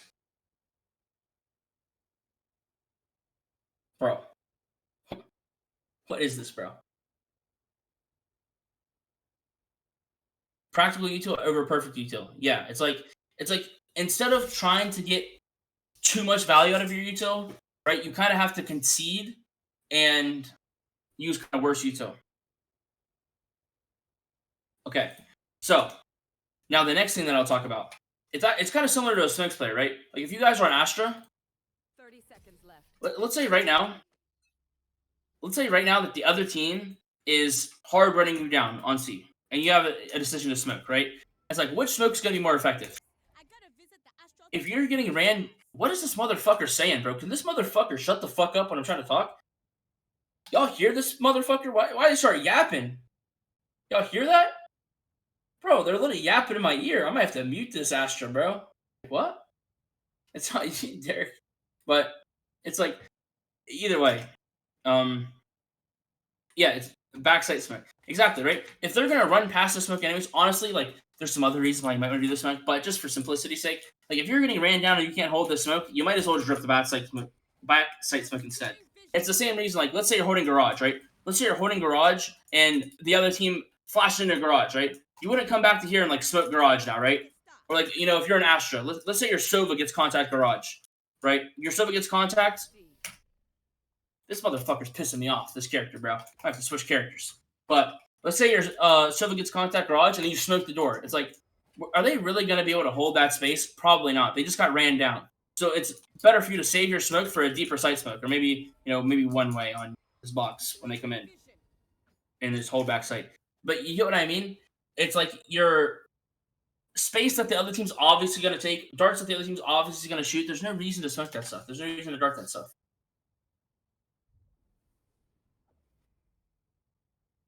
Pros Dino Walls, yeah. Would you mind talking about how to run a default while still holding locations, not just giving away your spread for free? Okay. Well, this is a little bit more complicated. But here's the thing. You kind of got to decipher what kind of default you're running, because one of the things you said was you said hiding location, right? You're not always going to be able to hide your location, right, for the start of the round. It's okay to not hide your location at the start of the round. Like, the other team's going to know where you're at. The problem is, what will happen is there's no transition period, right? At 1:30, when you default, a lot of times the other team is going to know where you're at. However, you need to abuse this transition period from 1:30 to 1 minute. That is where they shouldn't know where you're at, okay? So, of course, when you throw a bunch of util on Haven A, they're going to know where you're at 1:30. But if you effectively hold for the push, if you set up like this, okay, in the first couple rounds of the game, you set up these players in A lobby after you throw all of your util, your Cypher goes mid, cams this, right, and he comes to here, and he spams the trip, your Sova shocks the trip, right? A lot of question marks start building, right? Because now it's like, okay, at 1:30, what happened? Are you guys still here, right? The only way they're going to find out is if they refight or Sova drone, which now they're burning utilities. You can just wait longer, right? That's the only way they're going to figure it out. Or are you guys contacting up to Pop A? Did all of you guys leave and you're actually following Cypher? It's that transition time where you want to be mysterious, I guess you could say. You're not.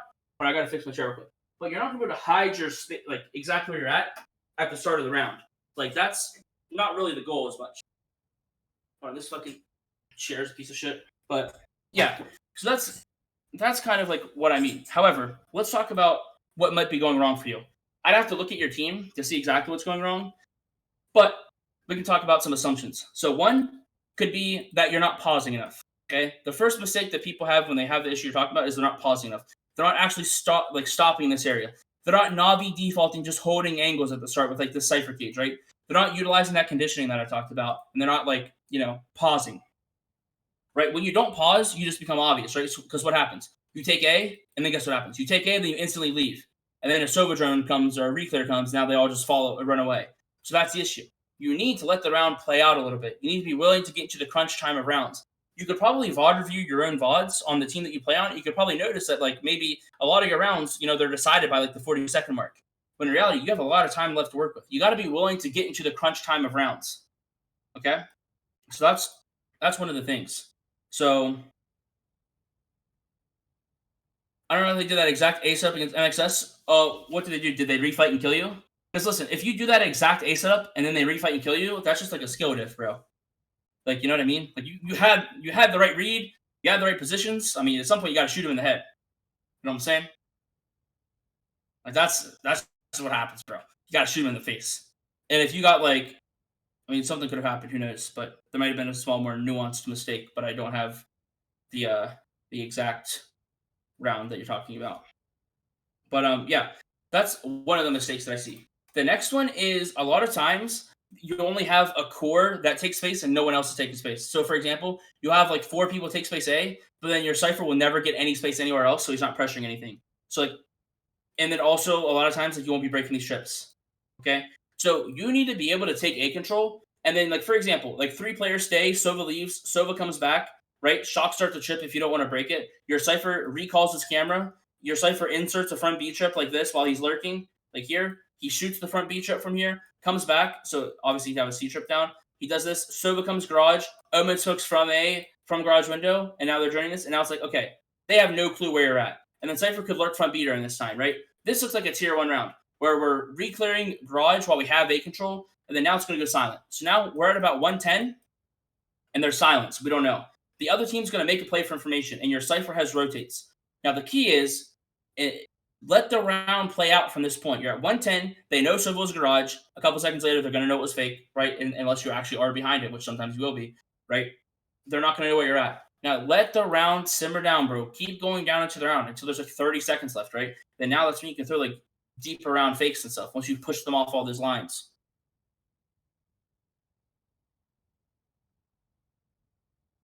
Because that's one of the things, Corrupt, is those refights that you're talking about, if they're hard refighting A, they have to have gaps, right? If the other team is hard refighting A, there has to be a B gap. There has to be a garage gap. There has to be a C long gap. There has to be something that your lurker should be finding, that other people should be finding, but you're probably missing that. So if they're truly like leaving all that space open and then like 3-man refighting A, like I said, like it might come down to you not lurking hard enough.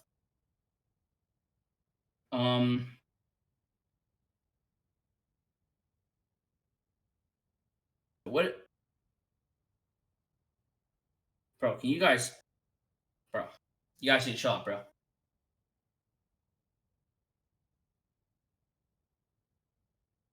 All right. But, all right, we got to move on, though. Okay. The next thing that, Sova can do on defense is really interesting spams. Okay, guys, we're getting into some crazy Sova tech here. But, obviously, we have a window spam to deny this. Okay. One really cool spam is the barriers right here, guys. This guy...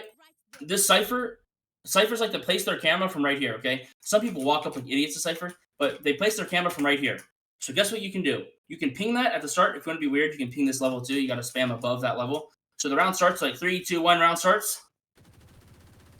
And you're spamming that guy who's placing that camera. So you can destroy that fucking moron who's placing that camera. Absolute flopper, free refresh in Fortnite, bro. Literally 50 mats added to the fucking satchels.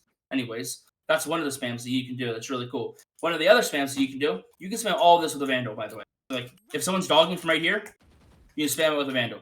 Super easy spam. The next thing that you can do is you can Odin spam this whole thing. You can Odin spam A lobby like this.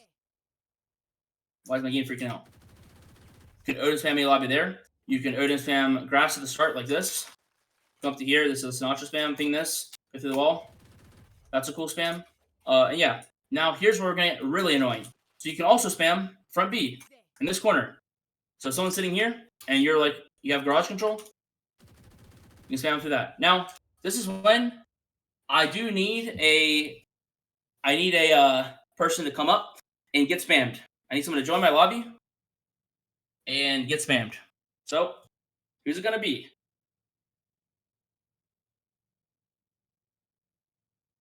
Is Gorgie here? Terrell? We could do Terrell or Gorgie. I'm the most spammable player in the game. You'll get on? Terrell, do I have you added?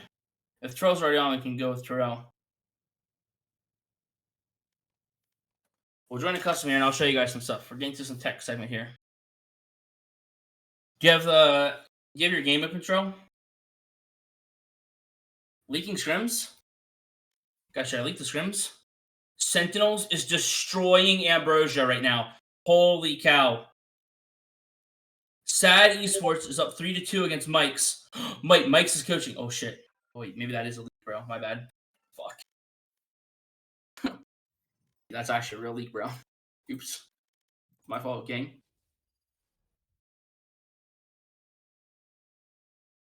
Yeah, I just act like I didn't see that, bro. Guy needs to make a new account or something, bro. That's not my fault. Leak the new EG roster? Fuck it, bro. Might as well. Wherever they run, I will find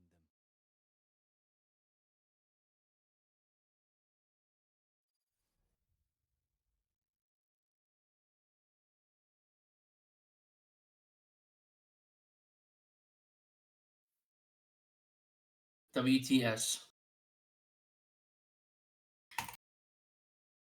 Alright, make sure you don't have invulnerability on Gorgie.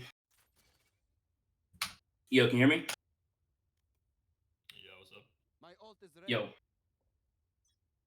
Why'd you just make your voice deeper like that? That's my voice. Wait, I thought you were like a little kid. You're a grown-ass man? Yeah, bro. Alright. Guys, look at Let me stand like tucked into the corner. Yeah. Scanning ahead. Okay. There they are. Okay, now go. Now, chat, this is where it gets fucking crazy. Go on like the front side of front B plant. Like where you plant right in front of B. Like this one. Right here.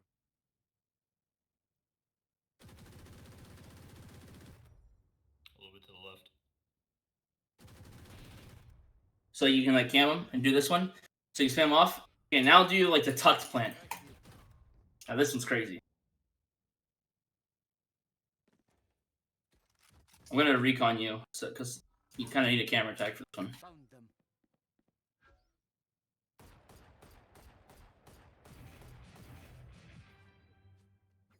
So there you go, chat.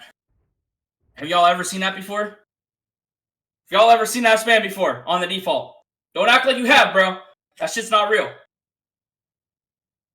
I have. No, you're lying, bro. I'm gonna ban you. You've seen the mid one though. Okay. Now, can you go A short? Bro, literally just stand anywhere down here, bro. Like closer to the wall side though. Deploying drone. Like here? Yeah, anywhere in that area, basically.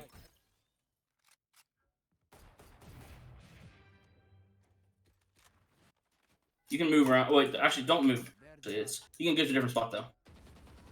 Yeah, this one's really weird to Vandal. So, was I hitting you with the Vandal? are.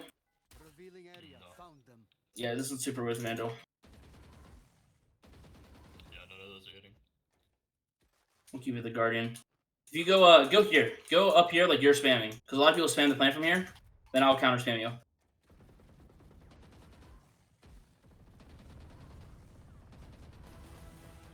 A lot of people, they don't know that if someone is trying to gimmick you like that, you can counter spam with the Vandal.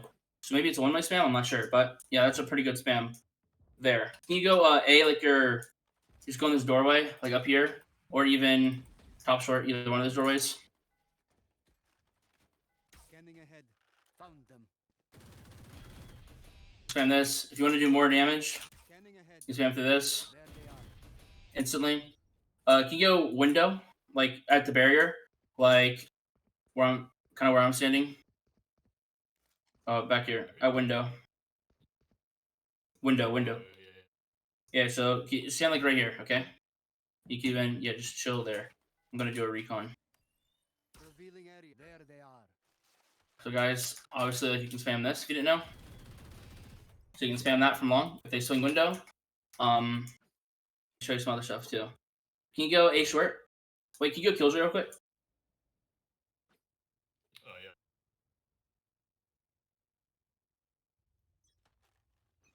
Can you place the short Killjoy out in the corner? Like where you take sight and you Killjoy out? It's here, right? You should run. Yo. How about tripping? Where is it? It's in this corner. You should I run. do not play Killjoy, I play Sova. So you can spam that one. Shit. Yeah, you can spam that one. Can you come up here and place this one? Like when you're retaking? You're just looking to the corner to place this one? You should run. You're hitting it, yeah. Yup. Can break all of them. Can break it a couple ways. Can you put let me see what else I want to leak. Stream. Let me think about it. Can you go graffiti in the corner? Revealing area. Found them. In this corner. What the fuck is graffiti, bro? It's in this corner. Okay, bet.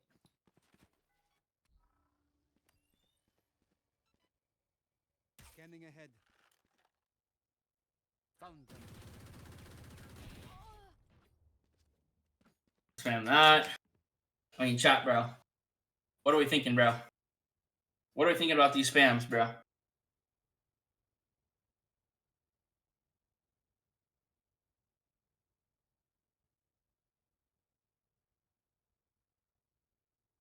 The hell? Always spam off trips? That's pretty easy, though. Can you stand in hell? Scanning ahead. There they are. That one's pretty easy. But can you stand, you know where you place that kill drill? Can you stand there where you place the kill drill short? Inside of short? Yeah. Revealing area. There they are. Revealing area. Found them. Relook. Right here.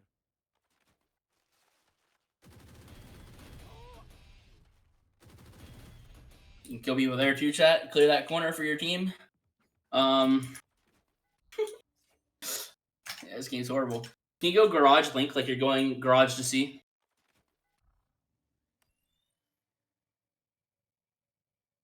Scanning ahead. Found them. Do that one.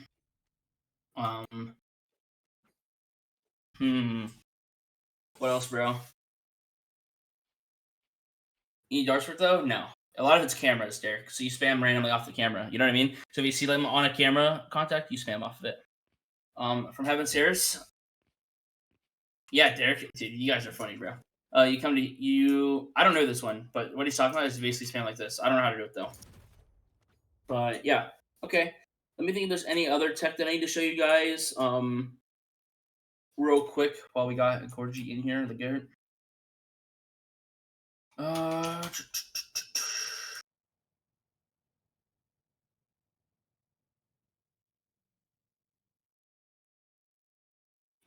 think that's good.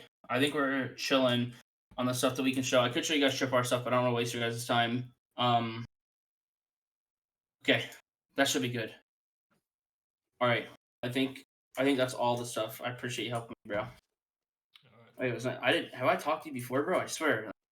This is the first time you're hearing your voice, I swear. One time we were checking out the Fade Dogs. Yeah. The Cypher trips. Yeah. I think we talked. Bro, I swear I don't. Bro, for some reason I thought you were like 17. What the fuck? How old are you? I'm 24. Yeah, okay. Okay, maybe that's why you make like fire lineups, bro. I was like, damn. All right, fuck it, bro. Experience. Okay. All right, later. Scanning ahead. All right, peace, bro. Thank you. Okay. Shows how to use the Ares. Dude, the Ares is so easy, bro. Okay, so guys, we showed some tech there, some crazy tech. All right, boys. What else do we have here? Guys, I just showed you some tech to get people off the planet that you've never seen before. That's crazy, bro. All right.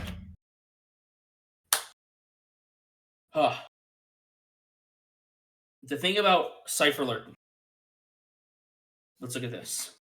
Getting back to, we're going to talk about Cypher. We're going to talk about attack and what you can do. So, this is going to get complicated really fast, so buckle up. This is for all lurkers in general, though, not just Cypher. So, we're going to go lurkers / like Cypher, okay? Actually, we should just say Cypher because that's exactly what I'm talking about at Haven. Cypher. This is what you should be doing round to round, okay? Your first option is to lurk, a standard lurk, okay? Your second option is to insert. Your third option is to reclear. Your fourth option is containment.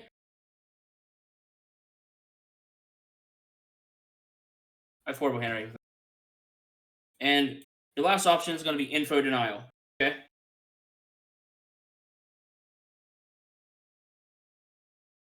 We're going to talk about what each of these are. Okay, so lurking, if you don't know what that is, it's going to be this. It's going to be your Cypher player going up and getting into a spot like this, okay? And this is lurking, right? Notice how I put this spot. On bind, right? Your lurker, fuck lurking on bind. You might get U-Haul, actually. But look at Ascent. Your lurker might get to here on Ascent. Your lurker might get to here on Ascent, right? Your lurker might get inserted Vine. Your lurker might get B main, okay? Your lurker is, a lot of the times, if you're just raw lurking, there's other things that we'll talk about, but for this particular case, it's getting into like a spot like this where you can hear the rotates. It's getting into a spot like Haven A short, right? Or getting into a spot like front B, where you've lurked to a certain spot, and now you can make decisions. Okay, cool. We've taken a risk. That's the important part. We've taken a risk to get there, and now we've gotten there, and now we can benefit from it. So that's the first kind of basic way you can play it. The next thing that I mentioned is insert. Okay. What that basically means is, as Cypher, you'll start here, you'll do this camera, you'll show presence, right? You're gonna spam this garage trip with that spam that we talked about, and you're gonna recall your camera. You don't have to recall your camera, but you come back, and then now your whole team that took A, you replace them. So you go back to here, and you completely swap, okay? So all of these 4 players, they leave, and they go take space somewhere else, then you stay. So this is an insert, where your teammates kind of take space for you, and they insert you somewhere. You don't have to be there while they do it, but you basically take their place. You get inserted. A very common thing that you're going to see on Pearl is people get inserted. A main is Astra. Astras are going to get inserted A main a lot, while their teammates take the map, and then you'll see them like playing this angle. So let's talk about the next one. So reclear. What do I mean by reclear? Okay, this is what I mean by reclear. Being someone who reclears is like this. Let's say you're on Haven, obviously, but let's say you're on Haven, and let's say, who knows? I don't know. Let's say your teammates fucking take garage control. Garage and C. Maybe they get the orb C garage. I don't know. I don't really give a shit, right? This is your role. Instead of you lurking this round, you're actually going to save your camera to like reclear. So you might pre-round place a camera like A short on this wall, right? You might pre-round place a camera A short on this wall and then not touch the camera. Okay, you guys will see this on Sunset a lot. You'll see Cyphers do a camera either here or here, and they won't touch the camera. And then once their team, your team, is done taking space in this area and they come back, you're going to activate your cage and camera. You're going to cage and camera, and now you're going to activate it. So you're basically an info bot, just kind of containing the space, and then your util is being used to reclear for your team. So your team was able to take space elsewhere, and then now you're using your util to reclear. Okay, I kind of went fast on the Cypher stuff. Does everyone here make sense? With this stuff, with the reclearing stuff.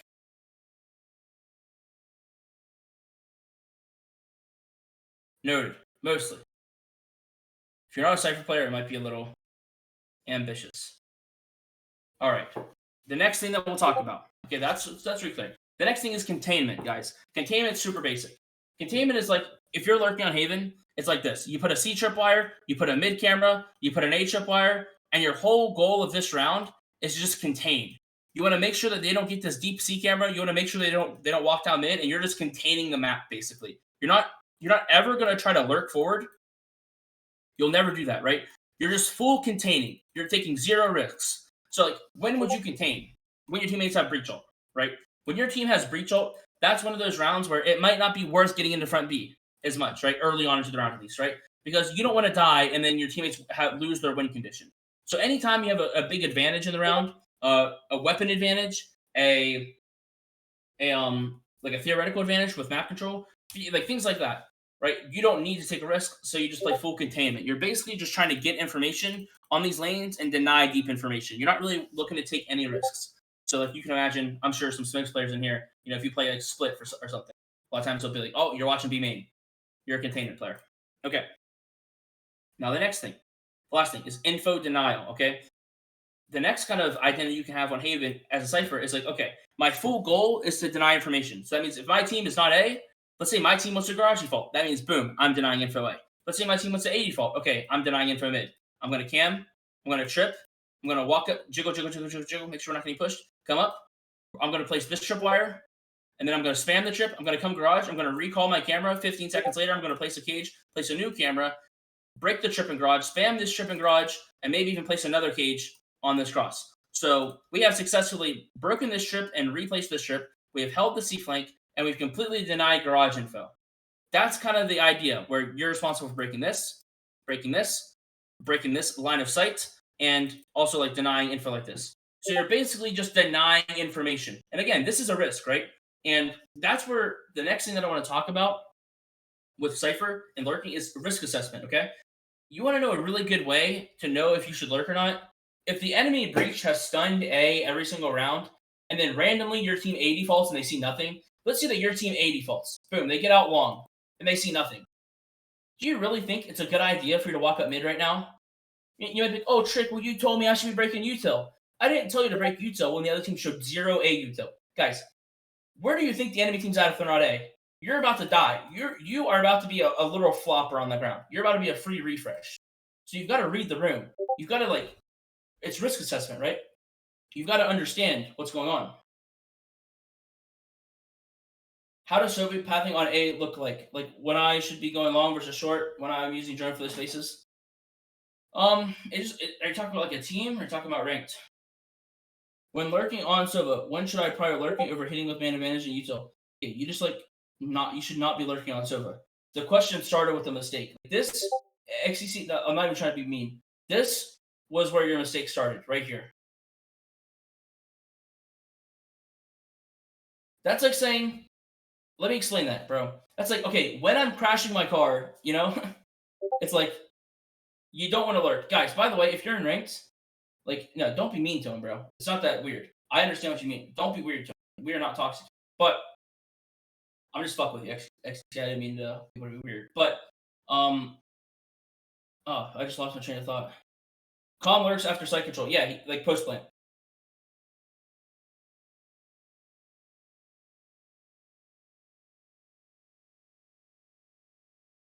Yeah, you can lurk in post. Honestly, like solo lurking in post isn't great, but I mean, Calm over lurks. Like the honest truth behind how Calm plays is that Calm lurks too much, but he's really good at it. So if you lurked as much as Calm, you would throw. Oh yeah, you're saying rank lurking. True. There we go. Basically, in ranked guys, you don't want to lurk. Like rounds are decided so quick that lurking doesn't make any sense, right? If you lurk in ranked as Cypher A while your team split C, there is a 0% chance that your team is going to like come back and like, hey guys, I have A. What's the chance of you guys stopping this exit? Probably 0, right? It just doesn't make sense to lurk in rank because of that. Because your teammates aren't going to listen. They're not going to come back. Just go with the team. So that's what you need to do.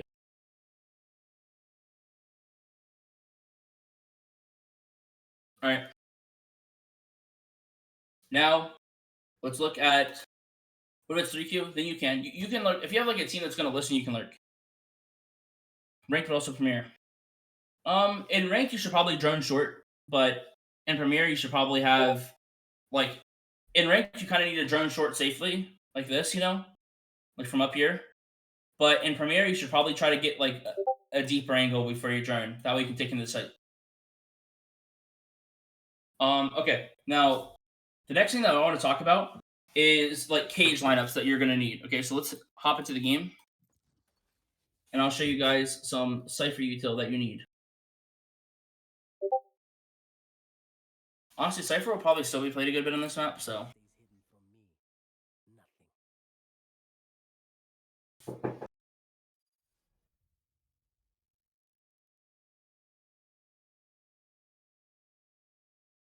Shit, can you explain how Ghost Gaming allowed Zextro to full fondle them on Vikings for an entire season?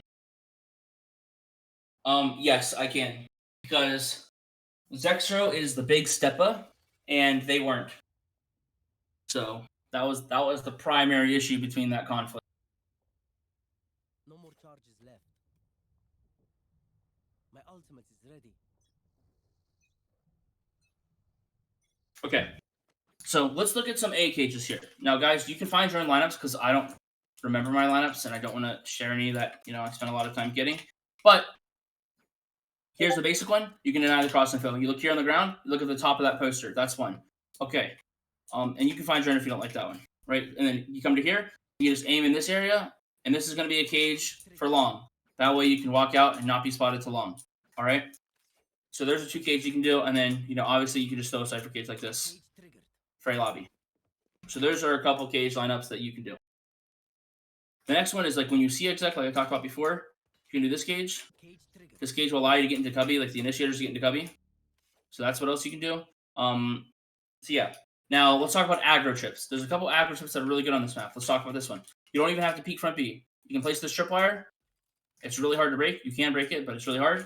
Kind of denies the B push. Here's another aggressive tripwire here, where you can get A info. If you want to go down a lobby, you can place this one to deny the short refight. You can do the same thing for long right here. It's not as good, though. This one's not nearly as good. Be aware. So, yeah, those are some cool aggressive tripwires that you can do. You can do this in post plant. So, if you're in post plant and you want to hold garage, you can do this tripwire. What the fuck is wrong with this surface? I don't know why that was bugged, but you can do this tripwire. That way, when they come out of garage, you have to like step up and then shoot this. So, if you're like over here, you can just sit here and hard bait the tripwire. So that one's nice. This one's also really good in post plant. Another aggressive tripwire for post plant, you can do like trips like this. If you just connect this trip to logs, bro, it's just insane. You're just gonna ridiculously like shred people. You just come to here and spam them. So that's a pretty good one. But yeah, you're basically doing these tripwires to deny like refights, if that makes sense. So there's some cool stuff there. The next thing is, as Cypher, as the lurker, you need to be vocal, right? You need to be vocal about what you see. Did Breach stun? Did Breach not stun? Is Cypher on a scam? Is he not on a scam? Did I break the trip? Did I not break the trip? Is Cypher C? Is he not C? Do I see anything? Do I see something, right? Like if you see nothing in Cypher, that's information, right? If you hear nothing, that's information. You've got to be vocal about what you're doing on Cypher, right? Because your IGL, you're always trying to paint the right picture in your IGL's mind. And if your Cypher isn't vocal, then it's just a guessing game. I want to know exactly what my Cypher's hearing. The difference between him shooting a tripwire and not shooting a tripwire is different. Like he needs to tell me. So the next thing that we want to talk about is a really common strategy that you're going to see in pro play is on round 2. So it's the idea is when you win round 1, the pistol round, and you're on attack, a lot of teams, what they're going to do is they're going to buy a ghost. Okay, or not going to buy it. They're going to have it from the last round, but they're going to have a ghost in full armor or light armor, and then their Cypher's going to lurk. So when there's 50 seconds left, their Cypher's going to take a timing like this. So let's just say it's front B. There's the one player. So like 4 people would be A right now. The one player would like take a timing on B. And if this player gets all this space, then all the A players are going to leave. They might throw like a fake or something, but all the A players are going to leave. Because we know that on Eco, teams are trying to stack because they can't win without a stack. So a Cypher, they'll purposely not have a weapon on round 2, and they'll lurk with a ghost. That way, just in case you die, that'll happen. And if you guys want like a... I can show you guys where I did this. I was on Viper, so it's probably like here. I know it actually wouldn't be here. I wasn't on Viper yet. Maybe it was here. I don't know where it was, bro. Never mind. I don't feel like looking for it. Goes one then round. Right. So it's just a little comic shot. Now, it's not great to do it against like ecos as much as on round 2. I think round 2 is really where it's at because against ecos, it's not really worth it because they could have like decent guns. Yeah, corrupt. That's nice. As an IGL, if my Cypher doesn't give me as much info, do I ask him? Well, you should have talks with him and like after the game and say, hey, you need to be more vocal. But yeah, you can absolutely ask them. Be like, yo, what do you see? Right? Okay. The next thing that we'll talk about is actually, I think we're good. I think we're good for Cypher. There's more that we could talk about, but I don't want to. We need to get moving. The next thing is not using enough like gimmicky strats. Okay, there's a ton of gimmicky strats in this map. If I sat here and showed gimmicky strats all day, it would literally take all day. Obviously, all these agents I could talk about all day. But for example, with Sova ult, you should have set Sova ult strats like this drone that I talked about, where you drone, tag the guy, and then target stun him and Sova ult him. You should have a set strat for that. If you have a breach ult, you should have a set strat for a breach ult, where like you get cubby control and you drone sight, and you know if they're there, then you breach ult, and if they're not, you don't. Right? You should have extremely effective strats with your ults, and just in general, the gimmicky strats. A lot of teams they play the game basic, but they don't have their strats, or maybe they have a bunch of gimmicks and they miss out on the basics. But you need to have both. You need to be a good fundamental team, and you also need to have a good idea of like, okay, these are some free rounds with ults, these are some free rounds with some gimmicks, etc. So a couple of them that I'll go over is this strat where you Sova drone this guy and tag him. 30 seconds left. And then I'll show you the dart again for this A-Link strat. So basically the idea is you run up front B and you crunch A with this strategy. So you come to here, here, and then you aim here. I'm not going to keep going over this line. It takes too long. But you do this recon dart, and then your breach target stuns the enemy breach. Your jet runs up front B, updraft dashes with like jet knives, boom, boom, boom, kills them, and then you're splitting A, and your whole team splitting A with a 4-1 split. 4 people A, only your jet's mid. So you do something like that. The next strat, right? You could do something like this. What happens is Sinatra called this in my ranking, and this has been a pretty common Sova strat for a long time. You come to C site and you dart.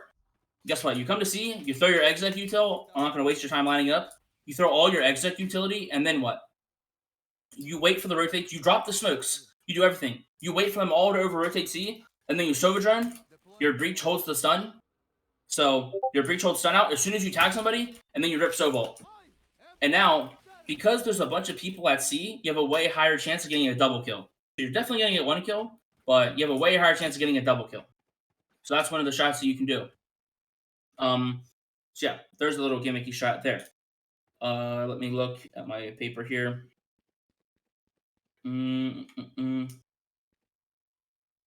Okay. The next strat that I want to talk about is how to play against the breach ult. All right. So let's say that the defense has a breach ult. All right.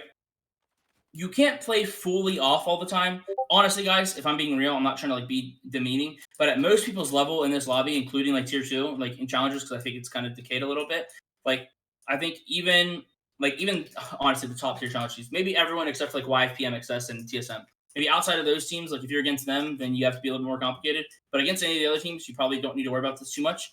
It's the idea that if you play fully off site, the enemy breach isn't going to use ult. So you need to bait it out. To be honest, like I said, against like the noobier teams, you probably could just play fully off site and they won't know the difference. But you need to bait it out. How do you do it? Okay. You have one person on site and we're going to call them the gladiator. Okay. So we're going to say this is the gladiator. So, and then everyone else is going to be off site. Now, what are they doing off site though? This is what's going to happen. They're going to be here. Breach is going to have a stun ready like this. Breach is going to fully stun this line. Omen is going to be... Actually, let's put Omen there. I like Omen there better. Okay, Breach can go long. So it's going to be Sova and Omen here. And then Breach is going to go long. And then now Breach is going to stun all this or flash default, etc. And you're going to refled into sight. Okay, so basically, the attacker's Breach is going to ult sight when they see your jet. They're going to see jet. They're going to ult your jet.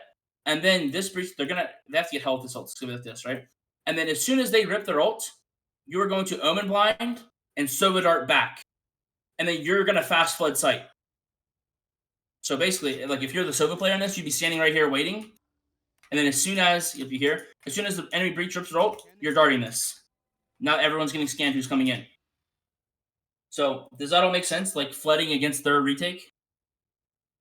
You basically are like, you know, that's a really good strat, by the way. If you guys play comp, then if you guys play like Premier, if you play Pro Play, you'll realize that that's like one of the most effective ways to deal with a breach ult in the game. Like genuinely, like what I just talked about is like a huge skill gap in tier 1. Like tier 1 teams who do that well are insane, and tier 1 teams who don't do that well get destroyed. Yeah, so really common theory right there. So it's like little shots like that. The next thing is one of the things that teams don't do is they don't punish like jets that get aggressive. So remember what I talked about with this Cypher cage whenever you're garage defaulting? I talked about this earlier in the stream. We're going to go over it again. So it's the idea that when you're garage defaulting, your Cypher's placing this cage. But after you've already garage defaulted a couple times, you're going to show the same garage util. You're going to show the same recon and the same smoke at the start. You're going to show that same util. But instead of actually being there, you're all going to go behind this Cypher cage. So it's just Sova right here. You're all going to go behind this Sova cage. And then as soon as you get close, your breach is going to stun this. So you condition them to believe this garage default util, and then as this jet gets overzealous, you're going to stun long and all fight him through the cage. So that's a little deviation right there that people don't do, right? So that's one thing. Guys, I'm just looking through my page here, by the way. All right. Now, we're getting close to the end here because I can't go any longer. But one of the things that teams do is they do a 1-3-1. Does everyone in here know what a 1-3-1 is? Like a defensive 1-3-1 setup and what the like goals of it are?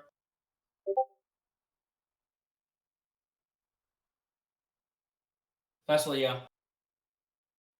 So it's like, okay, a 1-3-1 setup is basically like, so for example, in a good 1-3-1, Cypher would get deep info here, Sova would get deep info A lobby, then instantly off of info, like you're fast rotating, right, and you're flooding. And then also successful 1-3-1s have good flood utility. So for example, there's flood util here, flood util here. And then also like breach, when he's rotating into C, should be throwing like one-way flashes on logs, right, really high. Like full blinding. Anyone coming into sight is getting full blinded constantly. He comes in, another one-way flash, right?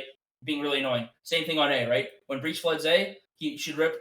If they're already in sight, you can rip a hell flash. Fun fact, if you guys didn't know, obviously, you can flash hell and blind everything. And then if they're deep, then you can just do this flash, right? You're throwing really good retake util, and that's the point of a 1-3-1. It's like a fast flood setup. How do you beat that setup? That's the question. A lot of teams do it on pistol. How do you beat it? It's super simple. 1-3-1s lose map control in the mid round. So they have a huge hit and map control. So they have no map control. Once you break this recon, okay? Once you break this recon, you break this camera, they lose information. They're all in their spawn, okay? So naturally, they believe fake. So if you know that a team's doing a 1-3-1 on a pistol round, all you have to do is the most obvious fake. Like, for example, you could start out the round joining C, and your Jets here, and they're all going to freak the fuck out, right? They're, oh my god, it's C, it's C, it's C, and they're going to all start running over, and realistically, like, all three of you guys could walk up B and try to plant the bomb. So that's how you can beat a 1-3-1, is just by doing super simple fakes. Yeah, early info on extremities, and then the core players in mid fast rotate. And if they don't see anything, they can walk down mid. It's like that.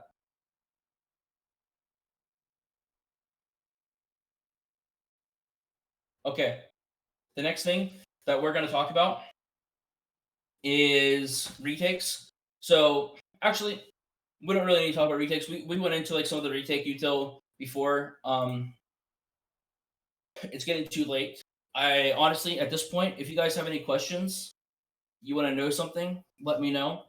I don't want to go on any more tangents. It's already been 2 hours. How do you filter this into ranked? Ranked's a completely different game, but you can still have effective initiator utility in ranked, and you can still like take the ideas of like retakes and stuff and try to implement them when you get teams that'll listen. But if you get it like a no-con team in ranked, like ranked is really like a glorified deathmatch. Like you need to deathmatch in ranked and come out on top, bro. You record this trick? I tried to, but I don't know. I'm gonna end the recording now to make sure. Hopefully, it doesn't be too long. Maybe it did work. I don't know. We'll see. You have it. Thank you, bro. Really appreciate what you're doing. This is so insightful. Thank you. Insight. What kind of buy teaming card would you run a 1-3-1 set? A lot of times it's pistol rounds or like bonus rounds or eco rounds. Like when you're at some sort of disadvantage or on pistol round. Because on pistol round you want to be together as much as possible. That's a whole other thing though. Thanks, Strick. This was great. Thank you, bro. A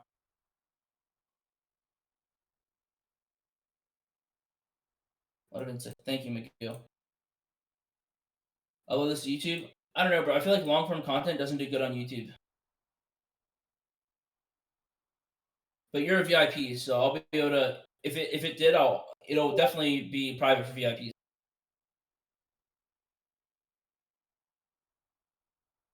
How to counter teams who spam C hits on Haven to play for long spam? A lot of times, like if you're gonna hit C 1-of-1, like you're gonna get spammed off the start. A lot of times it's like ending C.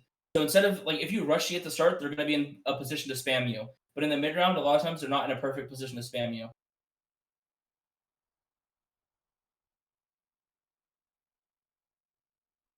But yeah, if you guys got any questions, this is the time.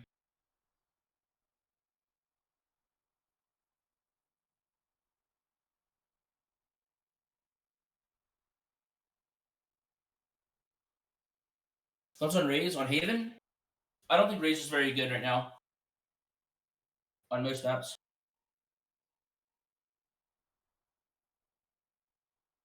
Oh, okay. What if the attackers plant the bomb and just play spam? Okay, so if the attackers plant bomb and they're playing spam, one of the things you need to do is you need to have like a 2-layer retake. Okay, so 2 layers. So you have a first layer of a retake with like a Soga Dart and an Omen Blind, like this, and then set util, and then you go into site, and then you have a layer 2 retake. So layer 2. You have a second step to the retake, and that's when you have a set piece of utility like this, right? Where like Breach comes to here, and he does like a stun like this, and he aftershocks the cubby. Like that. Or, I mean, you could do it from plat, right? Like something like this. Where he does like this, stun, and then aftershocks the cubby, and then like Omen like smokes like either like down here, one way or whatever, like this. I mean, I guess Omen shouldn't really smoke at all. But yeah, you kind of have a 2-phase retake with a plan to like disrupt them like this. And then you can incorporate like a late lurk. Like your Cypher or whatever, like if he left C, he should like walk out mid and hold mid, and eventually like really, really late lurk up in flank. So like while this aftershock's happening, like Cypher can literally sit here the whole round, and then once your Breach like does his util, that's when Cypher can take his timing and lurk and shoot these people in the back.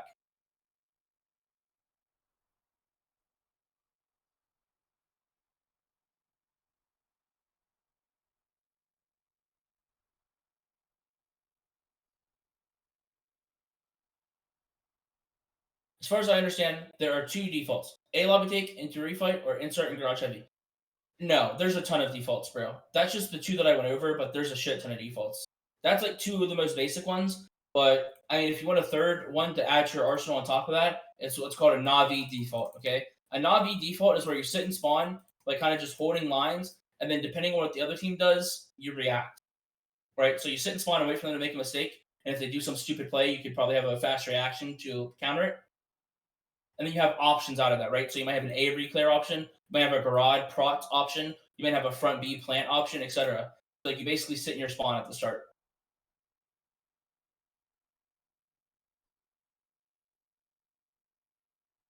Is it worth faking defaults on any map, like throwing a util and going straight to C? Absolutely, Alter. But usually, like fake defaults come after conditioning. So, like a lot of times when I explain this to people, they don't really get it. But there's two kinds of conditioning. Okay, there's conditioning in the game that you've played. There's three kinds. There's conditioning in the game that you played, like what Soviet arts that you should, what defaults that you should, right? And then there's conditioning in the VOD. What I mean by that is like a tier one team has VODs. So if in your VOD you did certain stuff, that is also conditioning because you know the other team's aware of that, right? They've watched your VODs back. So in tier one, it's different. Sometimes like a tier one team will do like a fake default, like early into the game. You're like, wait, they didn't condition it, but they did condition it in the other VODs. Like, does that make sense to everyone here? No, it does not apply to Premiere. So that's a whole different kind of conditioning. But then there's another kind of like there's conditioning of like common stuff that happens on the map with every team.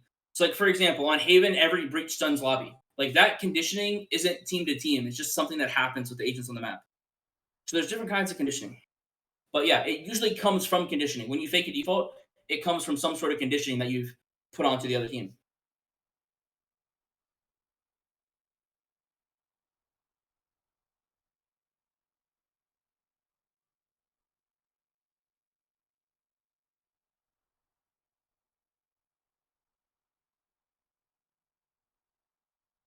But yeah, I I'll probably do more of these. I'm really at a pivotal point where I don't really know what kind of content that I'm gonna make because I'm in a pretty unique position. There's not a lot of people who have played the game at a high level and then randomly quit when they were at like a pretty good point.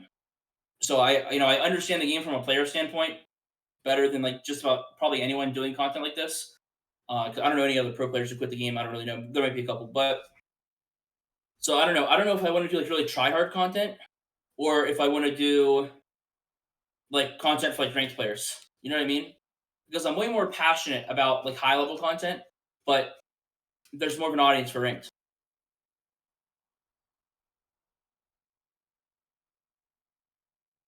So I'm at like a pivotal point.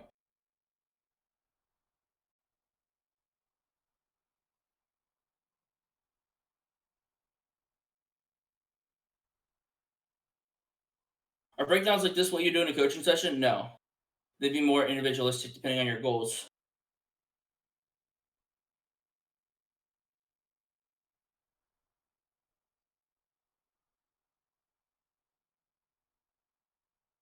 Yeah. I plan on doing content like this for my VIPs, but right now my VIP is shut down.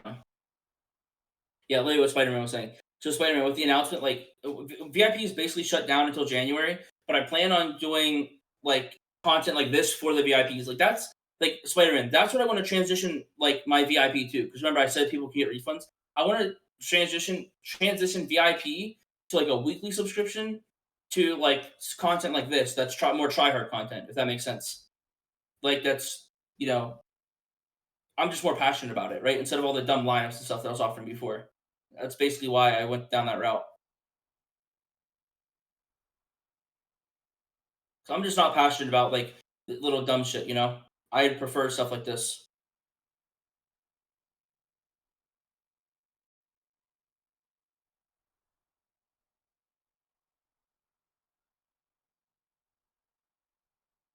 But yeah, guys. If anyone else has any questions, I can answer them real quick. But that will wrap it up. Um, appreciate you guys coming. I will upload this to the VIPs. I might upload it to YouTube in general.